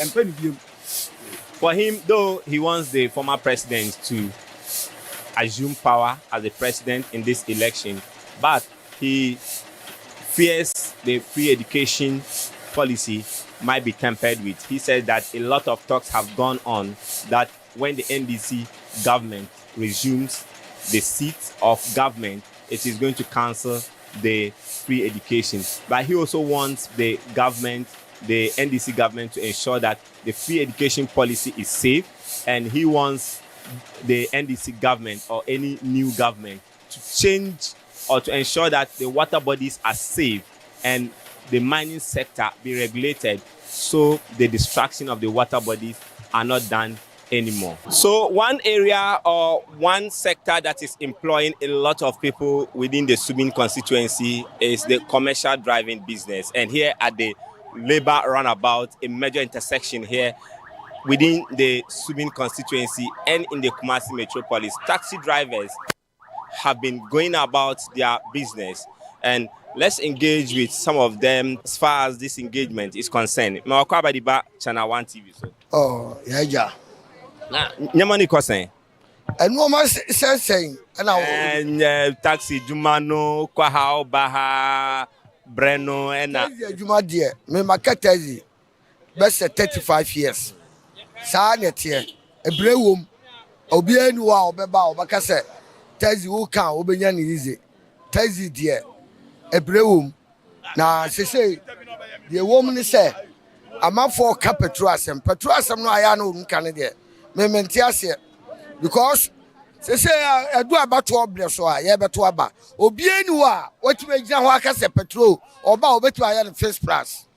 Like a Baumia Major, and I say, I quit this NDC. Mahama, Omega Wankas petrol bar my first class, 20 cities. And I say, Alankash Major, and cast a petrol bar my first class. Obien Timinka, the petrol some the infant chain. By a quiet nay and Namso, oh, Kumasia, Michel Ebuakwa. Ye took our near charge no qua, brow bebre. Traffic over this will be free, but to share a boa a tonsu. Say, what is up with you? Mantamu baby, I call ya ye baby ti na na do de ori ni ba wu mi ade onuma to aso my driver for because asantima mu ade me de mi wa asafu labor na me ka say minim say ade onu aye no aya pia wo hwe kwa apia du kokoben usiwa e what is abrochire emra Buadi junction first pa usimwa obi farm drop ekura me nko Asuafo road also black to Okay, so he has worked as a taxi driver for a very long time, and he says that one major issue taxi drivers face is about the unstable prices of fuel they use in trading or in plying their operations. But he says that none of the political parties have come out to assure Ghanaians that they are going to ensure a fixed price for the fuel. But he says that should be put aside, and the rules that the government, this current administration has done has really helped people like him who are in this business. He mentioned places like Sofuline, Ebuakwa, Atonsu, and other areas within the Kumasi metropolis and also in the Ashanti region where the roads have been done. So he says that because this government has done a lot in the road infrastructure area, that is what he will base his vote on. Let's speak to one other gentleman here to tell us. You want to speak English or Twi? Oh, so both. Okay. So you have been working as a taxi driver. Yeah. For how long? Oh, I think it's 30 years over. Wow. So how has been the challenges? Okay, before Roaring's time, since Roaring's time up to now, you see the fuel prices are changes. So definitely right now, okay.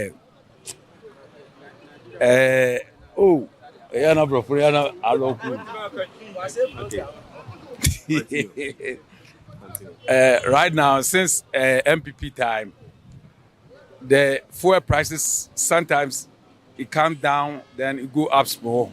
Sometimes it come down, then it go up small. But how is that affecting you as a taxi driver? Oh, maybe we too. Sometimes we charge the first normal way. You see, if the fuel price go up, then we adjust it. Sometimes if we go down to, then we know how to adjust it. So let's look at this election year, some few days to election. What are some of the factors that will influence your voting decision? Oh, definitely. You know, our rules here before it's not well, but right now, when you go to a new site, different places, you can get asphalt roads. Then that's good for us because you see, if the road is good, you can't buy anything in your car. You won't make any maintenance. But people are also talking about the prices of goods going up. You go to buy spare parts at the various areas. How is it for you? Oh, maybe, you know, the fare too is going up.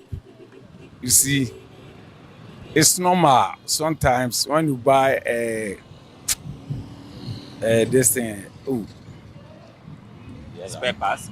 Yeah, if you buy spare parts go up. But still, you see, we are charging almost. It's normal circumstances. Yeah. You hear taxi Jumai Senesiko? Sisi idea, say eye nanso no plug for no omo ha adwu okrom papa and aside that no so no Uber for no so esate and so no obi ka say ye nyina price kape ntenye den na eje obi abenya no so ne dia kofi ntimi dem feel say normal na omo house say oh at least obi wa o charge no kra na also me ma menye Uber na me fa nko na because Uber no price no wo fom but Uber no so no unze on odu kodi traffic so a ewidi more but taxi onya charge wa edu kodi traffic so travis kra na do charge on no ano e den obeji even kra ro ekwan ne nya ni ade kra na odo beko but Uber no ono charge no odu kodi traffic ne so an kodu na kan kosoro but taxi ntisa and so charge ni pa na no on osan against you say Uber no price na e den e wo fom So one challenge he has talked about affecting his business as a taxi driver is a competition by these tricycle operators and the ride-hailing apps, vehicles that use the ride-hailing apps like Uber and Bolt. So he says that that is the challenge for them, or vehicles that are connected to ride-hailing. He says that is the challenge for them as taxi drivers. Sometimes the passengers consider and compare the fares before they even consider boarding the taxis to go to wherever they want to go to. And Chebiana Kotoaba, then Obedinaso, the Tuaba afim. Media me feel say ma to aba, but maybe the meaning didn't say MPP are buying, yes, and this are buying 10 times. I didn't know, Kasa. Actually, say we have policies now, Mode Bana, a boat to no beer to me as one fast so, and this for normal policy beer no Modiaba, a boat to for. Because we have national health insurance, free churches, cocoa mass spraying, and in no, a boama to for Nias fast so. And to me, no, me say MPP are buying almost about so, I'm here a quite more. We are clear to Kumasi Quine, and this is by 1 kilometer from our fan count. As you know, MPP by almost to us. So what I say, Oma to us and no more Yaka, no more year. Why you must say bypass beam. Yes, and this bar, Momonia, scan Omoji school fees, and the school fees in Yundu Amode. As well, we and I another buying. On your school fees, we get it for school, FED school for. As you know, school be a scabby and free school more maybe more, as you stand our Guso away. Mean, fee say, MPP are buying a better. That's your friend Kofi Jima. All right, so that's Kofi Jima here, one of the taxi drivers who says that he, in his view, the MPP has outperformed the NDC, and the MPP has been bringing or introducing policies that are beneficial to the populace. And he spoke about the free senior high school. He spoke about the roads that have been done by the New Patriotic Party government. And he believes that the current administration should be allowed to continue so these developments can continue. So these are taxi drivers here at the Labour Roundabout who have been sharing some of their concerns, or who have been getting to interact with us on this program. So this is Afunkwanta, a major community in the Subin constituency. So at this part of Afunkwanta is one of the biggest slums in the Ashanti region. And this is where you find makeshift structures put up by head porters who are popularly called Kayayes, and other youths from the north who have come here to settle and do trade. So they are mostly in the scrap business, metal scrap business, and you find them engaging in all sorts of metal scrap business activities here. But they are part of the Subin constituents and they have some concerns. We are engaging with some of them to know about their concerns and what they want authorities to do about it. You are welcome to Channel One TV. Thank you very much. Tell me your name and where you are coming from. My name is Abderrafik Abdullahi, and I'm from Tamale, North Side. Why are you in Kumasi? Why are you in Kumasi? My brother. Okay, then what I would like to say is that at our place, or at down there are a lot of problems there. That's why we are here. Problems like what? Like, in terms of schooling or anything else, because there is no money at home. So that's why we are here. We came to do this little work. You came to hustle? Yeah, we came to hustle. That's what we call a scrap work. But we faces a lot of problems here. One is police cases. That's the first thing. And two, we suffering from where we sleep. Because it might be at a time they'll be saying that they want to destroy everything, our rooms or anything else. That's why we've been suffering from here since 2 or 3 years now. As you can see, there is some breach down here. More than 4 years, nothing has happened. They came and destroyed people's businesses, people's money, and other things, but they didn't do anything again. They left it more than 4 years here. No one do anything or came and said, oh, this is the major reason that we are doing the bridge. We didn't get any distant answers from it, and we are suffering here. You spoke about police case and that they worry you at where you sleep. So let's talk about the police case. What is it about the police case? My problem with them is they collect a lot of money from us. What do you do that they collect money from you? When you are to come from, when you are going to the bush, they'll collect money from you. When you are coming, they'll collect money from you. If you are not even lucky, they may even arrest you, saying that either you stole it or something other else. And that's our main problem here, because you can buy a thing more than 1,000 cities and they collect 500 cities from it. How much are you to earn on it? That's our problem. Let's talk about where you sleep. What are the major challenges you face there?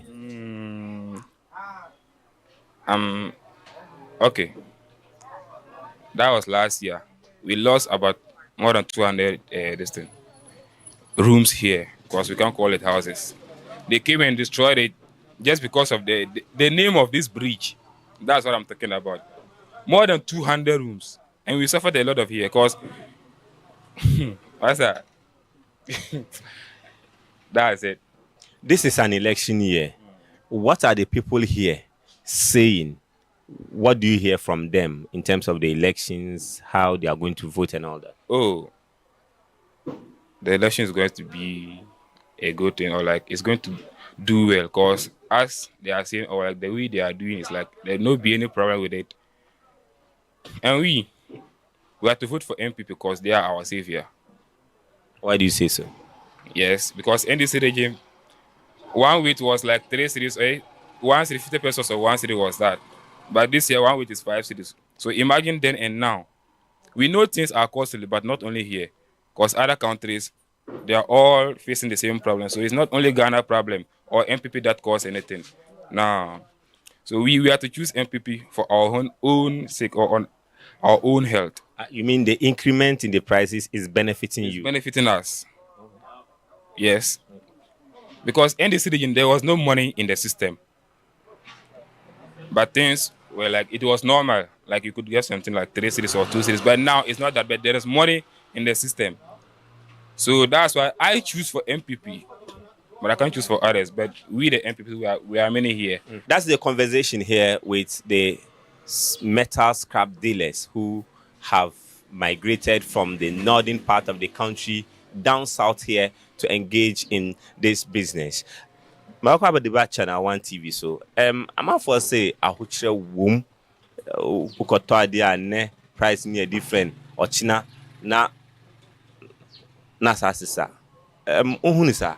There be say so sha say mimi honu mekasa de bagana no eye because den tina mekasa obia ni ho a umpese obeko wonim obia ni ho obeko nachi de se wonim na obeko because mama tam yetimetwa lor fe 10 siria afiwe na yetwa ne 20 siria e kire se wo man na yeden ekonanim obia so ni ho a wo ye adwuma wo wo ye den wo wo ye police wo ye ho wo pese wo ko wonim wo pese obeko wachi nti se de bebe ekọ no memekasa ye because sisi a mankasa MPP aban manko school de menyo modwuma so de ba adwuma me ye no eboa me because boa because face no yetimi nye dade ne free mama tam utimi kwa na obi de do no se chairman fa na wafa na mu nwuru beba fie no mbre no bra ewom no echenska obenya no because atam no na 12,000 na yeti dade 1 week ye 5 cedi ntimi 100 week a menya 5 cedi menya 5 after say 12,000 say no 1 cedi 20 pesos. Okay. Hanti sana eba yanti eba na ekunu nim sana ekoduru 5 cedi sei tisi a me ko baby a na odi amame 2.5 ana 3 million minim se me ba fi amenya 2 million afirso se eboa me kasa mboa me ana me twantoro ne mo mba ye se ye sere Ghana fo o munyina ye sirimfo de ba ye sere mama di kan ba ye hunde oye ye nkasa wonye wa ya de because obia watimi ya de a obetimi aye enye mboro wadwene so ne ebe how de obetima ye no yema Ghana fo no yenka sha wanya ade waya ade nti ba wo so afi no bae nti yemfa mo no so na hu de ono so be den ono so be ye ono so amboa ya ekoduru tama ye be sam vota nyu obi ne be ka kire ne yonko se jawi na kotuma we nyu obi ne be kan. For him, though he admits there is an increment in the prices of goods, but he says that the increment is rather helping his business because during the era of the NDC, in the previous era, he used to sell the metal scraps.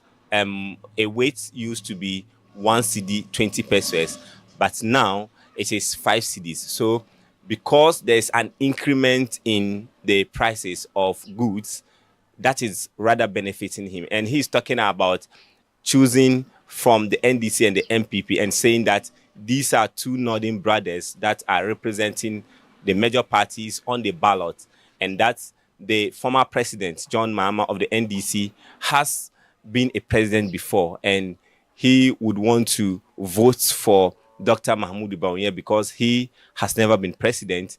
And if he also comes and does not perform, then Ghanaians will also be able to compare both candidates to see who they will choose in the next election. I'm here at the Asafo market, and this section of the market is known for the sale of various fish and meat products. And we are engaging with some of the traders to get their views on this program.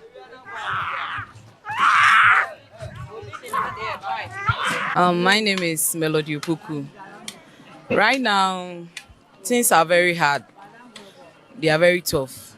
Even when you go to the market to buy some goods, always the prices are increasing every blessed day.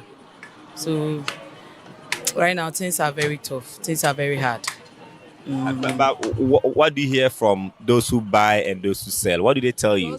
They always say that because of the dollar, every day the dollar rise up. So the moment when the dollar will rise up, the goods that they are importing into this country also rise up. So every day they will be increasing the prices of the things they sell in the market. So let's look at, as a voter, I know you'll be voting, or? Yeah, I'll be voting. So what are the factors that you consider to influence, or that will influence your voting decision this year? My first factor is the free education. My siblings, they have benefit from this free education. It has helped us a lot. Right now, they are in the tertiary level. So the free education is my main point of voting. I want the existing government to continue with that policy. Yeah. But the other government is talking about the other party, the NDC, saying that when they come, they also improve it. That's what they are saying. But I don't think that when they come, they will improve it. Why do you think so? Because they themselves didn't introduce it. The MPP government started it. So they can continue with the good things. But when another government comes, he can change some policy. But it is said that government is a continuation. Maybe when they come, they will continue. I don't think so that they can continue. Even if they continue it, things will not be the same as the government, the existing government who brought it. Maybe there are some changes that they will do in it. But when they say government comes again, I think they will improve it better than the NDC people when they come. Jumani dear, see how they adding pa, the trading, Sikani ho, Obiaba, Sikani ho, I don't know, and a ton one, a chamber ko two. Till Juman they are adding, fat I adding pa.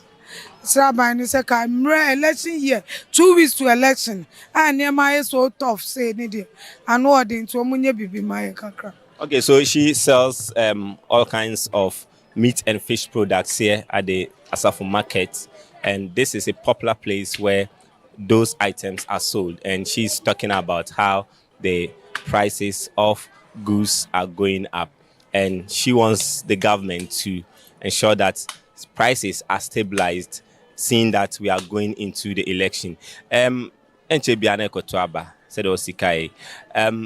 Eden no be gyina so edito aba afio.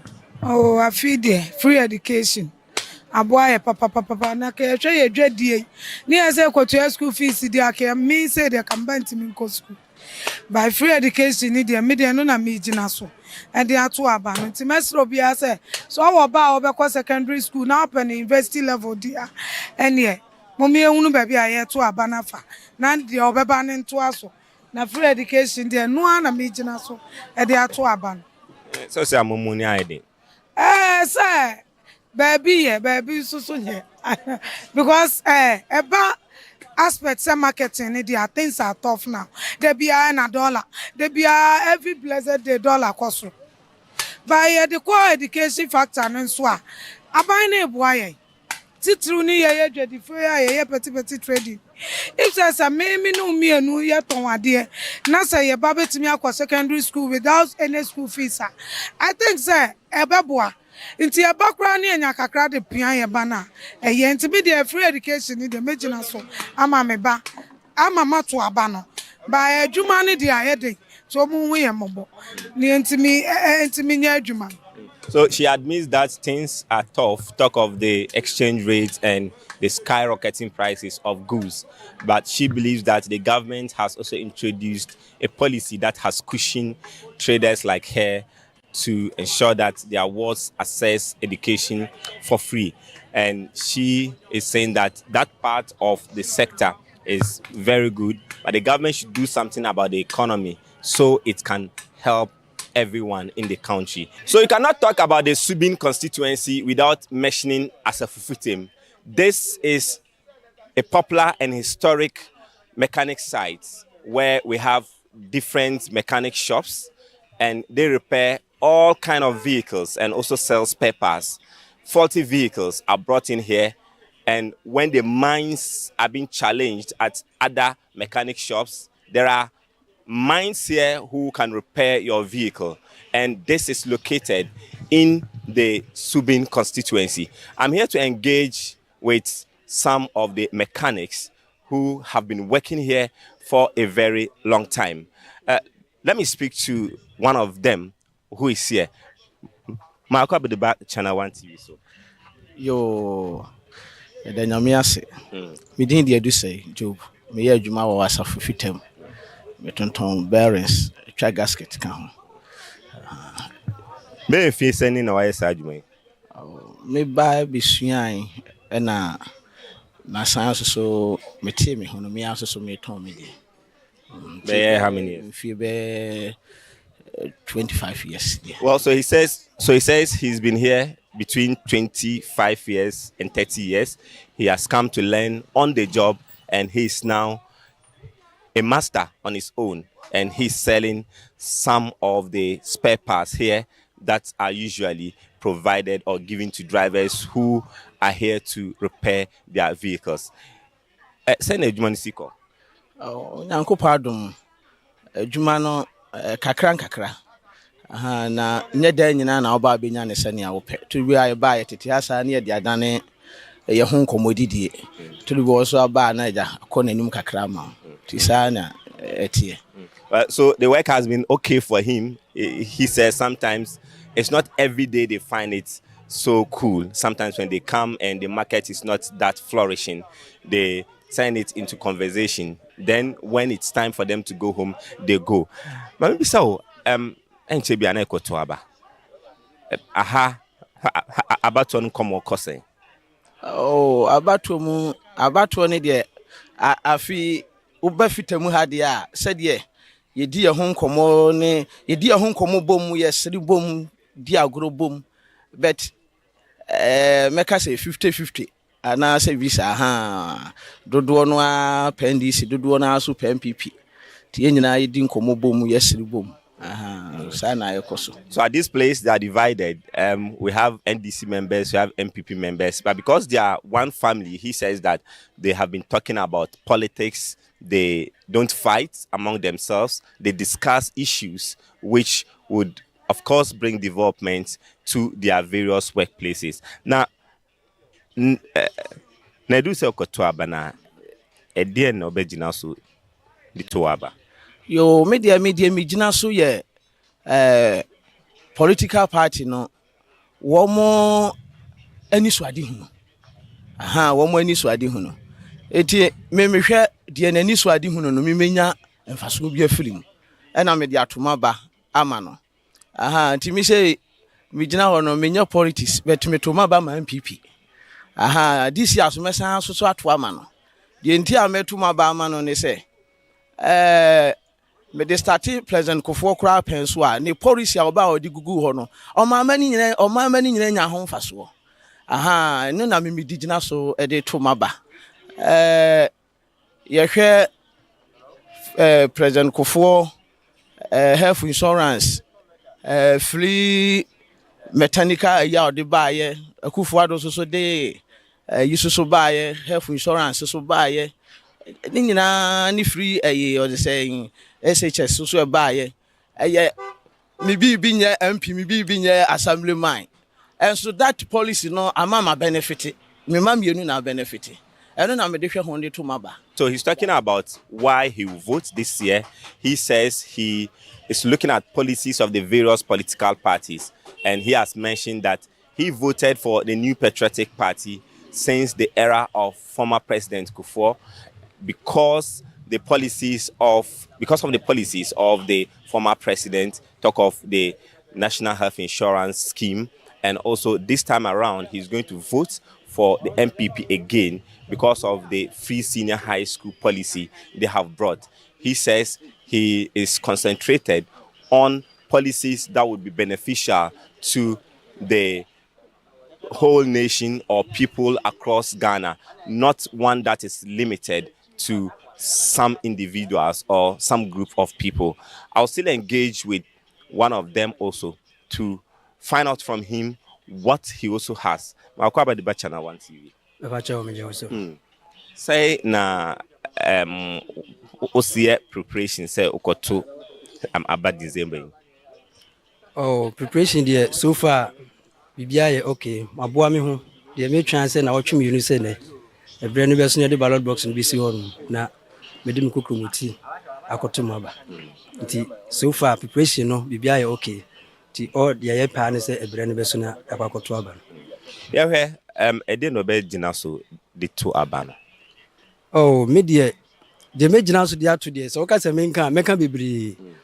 Ebi first medical chiro me metuma ba ma NPP ma toa ma no pen na mesa toa ma no edi kan former president mama me madwuma me ye no me hyehyɛ hot bearings me di yi na pressy eye water cooler ene ade a but the time obedi president ni 4 years ni nyina no omu dum light saa wa ha no mu ma saa ne manifest na omu ntonton emono mo especially water pumps no itina ya repair itina minyeska but oba no mu dum no ama fe de nkofo divert say fe do mkofa emono na ba ama me madwuma say because of the time dum so nti no the 4 years ni nyina no dum so saa de say madwuma itimi say wono because of no me nto aba ma no beto ama NPP eto so biem mesa to aba ma NPP me ba ekofi senior high school BCCA tamana omo eka ho asem so omo de free senior high ebeba no the dam na NDC omo position no mo si enyi no mo abem no mo si enyi obi antimi nye na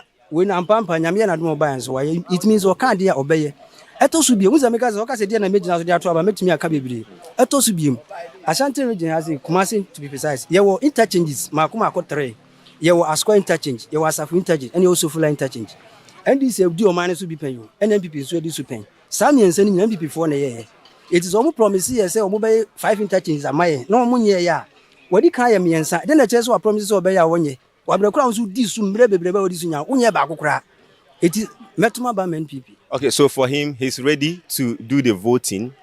He's just waiting for the time to reach, that is 7 December, so he can go and vote. And he's talking about the policies that the New Patriotic Party has brought. He spoke about the National Health Insurance. He also spoke about the free senior high school. He says he's a beneficiary of that policy or those policies.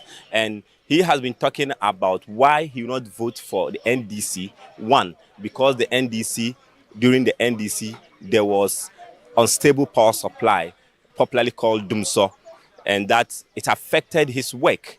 And he doesn't want to forget about this moment, so he would repay the NDC with voting against the NDC in this year's election and voting for the MPP. Let's speak to this other person from this place.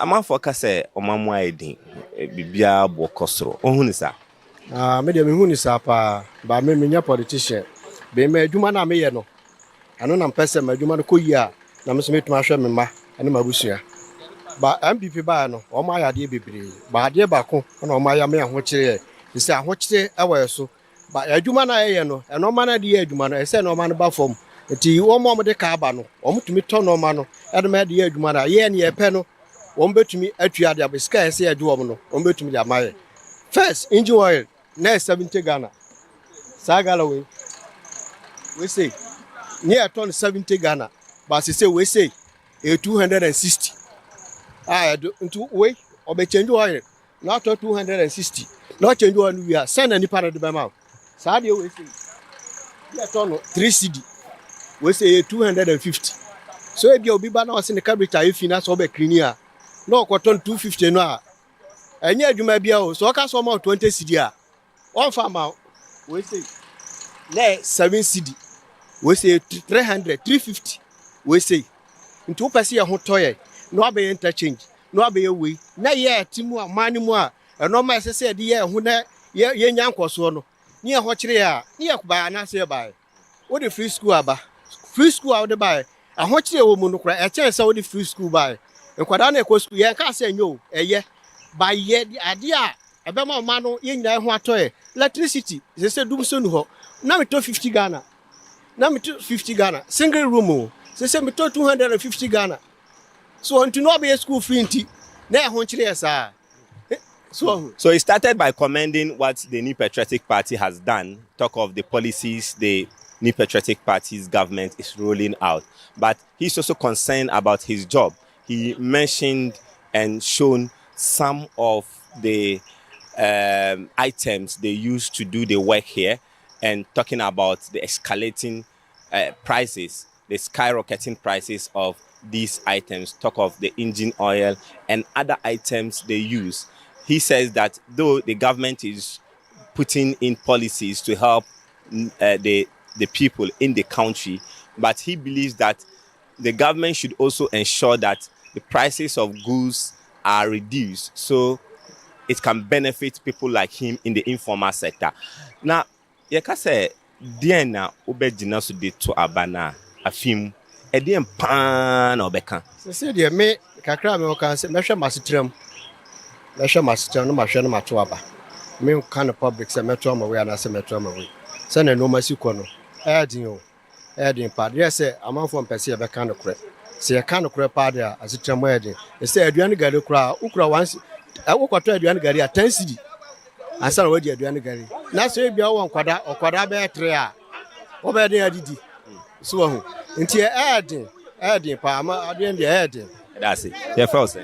Me as of fit my from Sani Abacha, my age 35 years I was say. Okay, so his is going to be the economy. He's talking about the economy, that he is basing on the economy to cast his vote in this year's election, and he believes that things have gone so high in terms of the prices. So this is generating some kind of controversy here.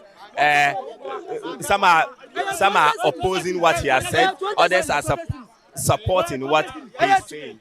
Me pato, me ni anu be kasa no. What the side here way example. What the example just say before no turn 7 cedis. E wo wa de no so born play back abati so kansa. What say no, you turn 200 cedis. Enya no kure, when e 20 cedis. Okay, 20 cedis. E 20 cedis. Wait. What say there ni bona kwasoro. Kakra bi.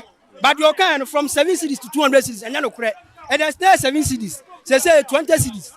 And 200 cedis. And no person can nyina say nyama no bo kosoro emom. E de ania bibia ni won my baby say de net. E de ya beto adiem. You beto adiem kakra. But me de me pen say Onka price na oka ye no. Wodi atia ma wiase nyina hu se. Wasi we nu 27 series. Na na etu ngana me jase anya no kura. Na tre se nyama no bo akosoro. Akosoro ma akosoro but akosoro akra. Ye nyina ye price no kura. Wait 26 2.6. Wait 30 series. Wait 20 series. Yes. As was it 200 series. Okay, be an for me. But wait, yes, 20 series. No 15 series. No 15 series. I call 20 series. 20. I will 25 series. I call 30 series. When 25, 2.5, I call 2.6. But the concern is say nyama no bo kosoro. Affect omoduma no. I know the kosoro, but as a first now, I am not for my car. I don't want. And must okwa ama so na biara yi e be kosoro and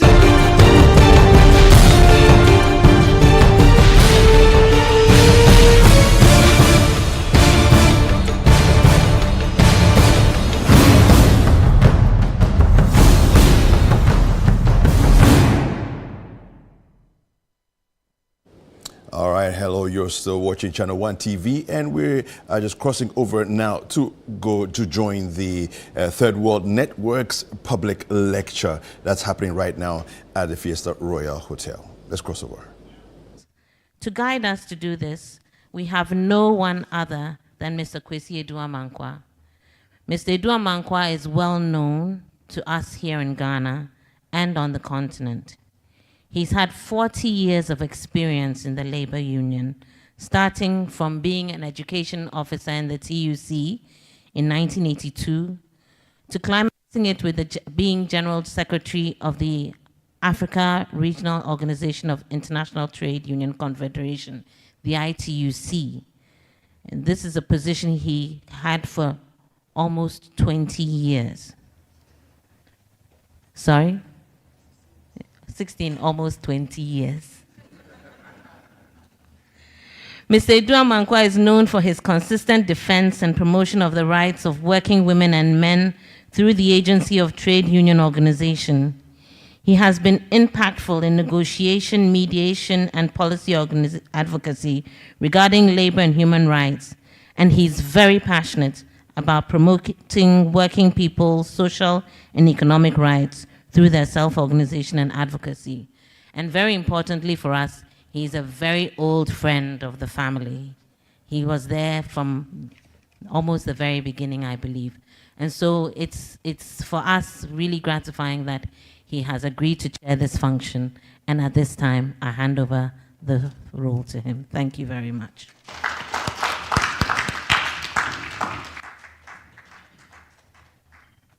Thank you very much, Pauline. And good morning to all of you, dear friends and comrades.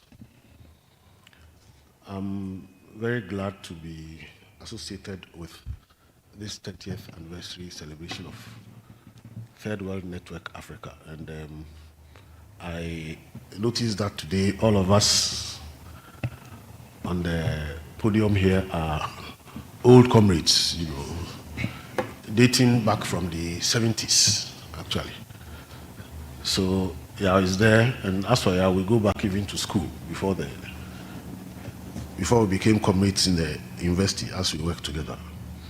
Likewise, Rose, who I met in the late 70s, and also Charles, all of whom were activists with us in the student movement before we moved on to other endeavors. Third World Network Africa is really one of the most important non-state actors which has geared its work towards the integration of Africa. And we are happy to join you in celebrating your success. When we came in, as we were doing the registration, some videos were being shown of some of the work that TWN Africa has been doing over the years, particularly in mining, work covering mining communities, work supporting small-scale miners, artisanal miners in mining communities, both in gold and salt, to assert their rights, mainly against big capital and also sometimes big capital supported by the state. So long before talk of Galamsey became so big in this country, those who have followed TWN's work know that they have been involved in trying to promote the rights of small-scale miners to work in ways that benefit miners and their communities, and not in ways that destroy the environment and water bodies. This fight is ongoing, and I would like to believe that now that there is so much public attention on Galamsey, illegal mining, we may join hands in various ways to address the challenges of mining in ways that actually benefit us in this country. Because as we know, the resources exist around the country, and you just can't say that they should continue to stay in the earth. But if we are going to mine them, we must mine them in ways that we benefit from them, especially first in the communities themselves and then in the larger society. Pauline's introduction gave indications of the range of areas in which TWN has been engaged in trade and investment, particularly work with the WTO, helping non-state actors and even governments to know how to intervene with the WTO. But also more recently, a lot of work on the African Continental Free Trade Area. What I think is quite distinctive about TWN's work is the way in which it reaches out and builds partnerships with other non-state actors. Pauline mentioned that I was General Secretary of the ITC Africa for many years, and for many years we worked with TWN, with the African Mining Vision, with climate justice and all that. So we are happy that today TWN is celebrating its 30 years, and we are going to be listening to Dr. Yao Graham, who has been coordinator of TWN Africa since it began. Yao is an alumnus of St. Augustine's College, Senior High School. That's what it is today, St. Augustine Senior High School. But we used to call it St. Augustine's College, way back then in Cape Coast. After senior high school, I studied law at the University of Ghana, and then went on to obtain an LLM in international and comparative law from the Free University of Brussels in Belgium, and later on a PhD from the University of Warwick, Coventry in the UK. When Yao finished with his formal studies and came back, one of his main jobs was to start as the founding editor of Public Agenda, Public Agenda newspaper. But beyond working as a journalist, he has also worked as an expert for various UN organizations and also for the African Union. He was a member of the International Study Group on the reform of Africa's mining regimes, set up by the UN Economic Commission for Africa and the AU Commission. And this produced the Minerals and Africa Development, produced a report, Minerals and Africa's Development. This was in 2011. And it was this report that anchored also the intellectual processes around the African Mining Vision and its to the 2011 action plan. It was also part of the team which produced the Country Mining Vision Guidebook 2014 and the Africa Mineral Governance Framework 2017. He is a member of the editorial working group of the Review of African Political Economy. So today, we'll be listening to Yao Graham on TWN Africa, organizing for equitable and for transformative policies, organizing for equitable and transformative policies. Brothers and sisters, it's my pleasure to invite Dr. Al Graham to take the floor.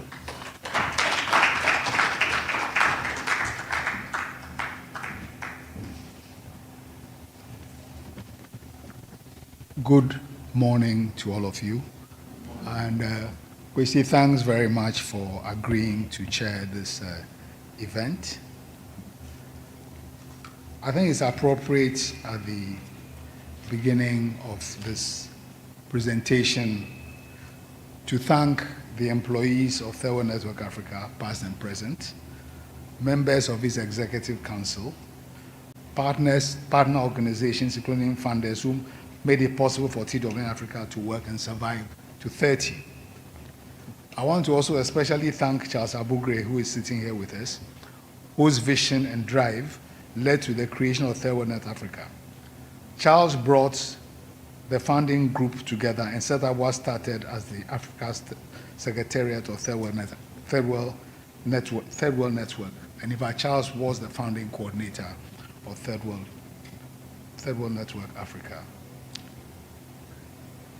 Third World Network Africa was founded 10 years after the creation of the International Third World Network, which was the product of an international conference held in Penang, Malaysia, where a group of activists around the world who were concerned about the growth of neoliberalism came together to set up a network through which they will promote the development of the global south and also to challenge the dominance of neoliberalism.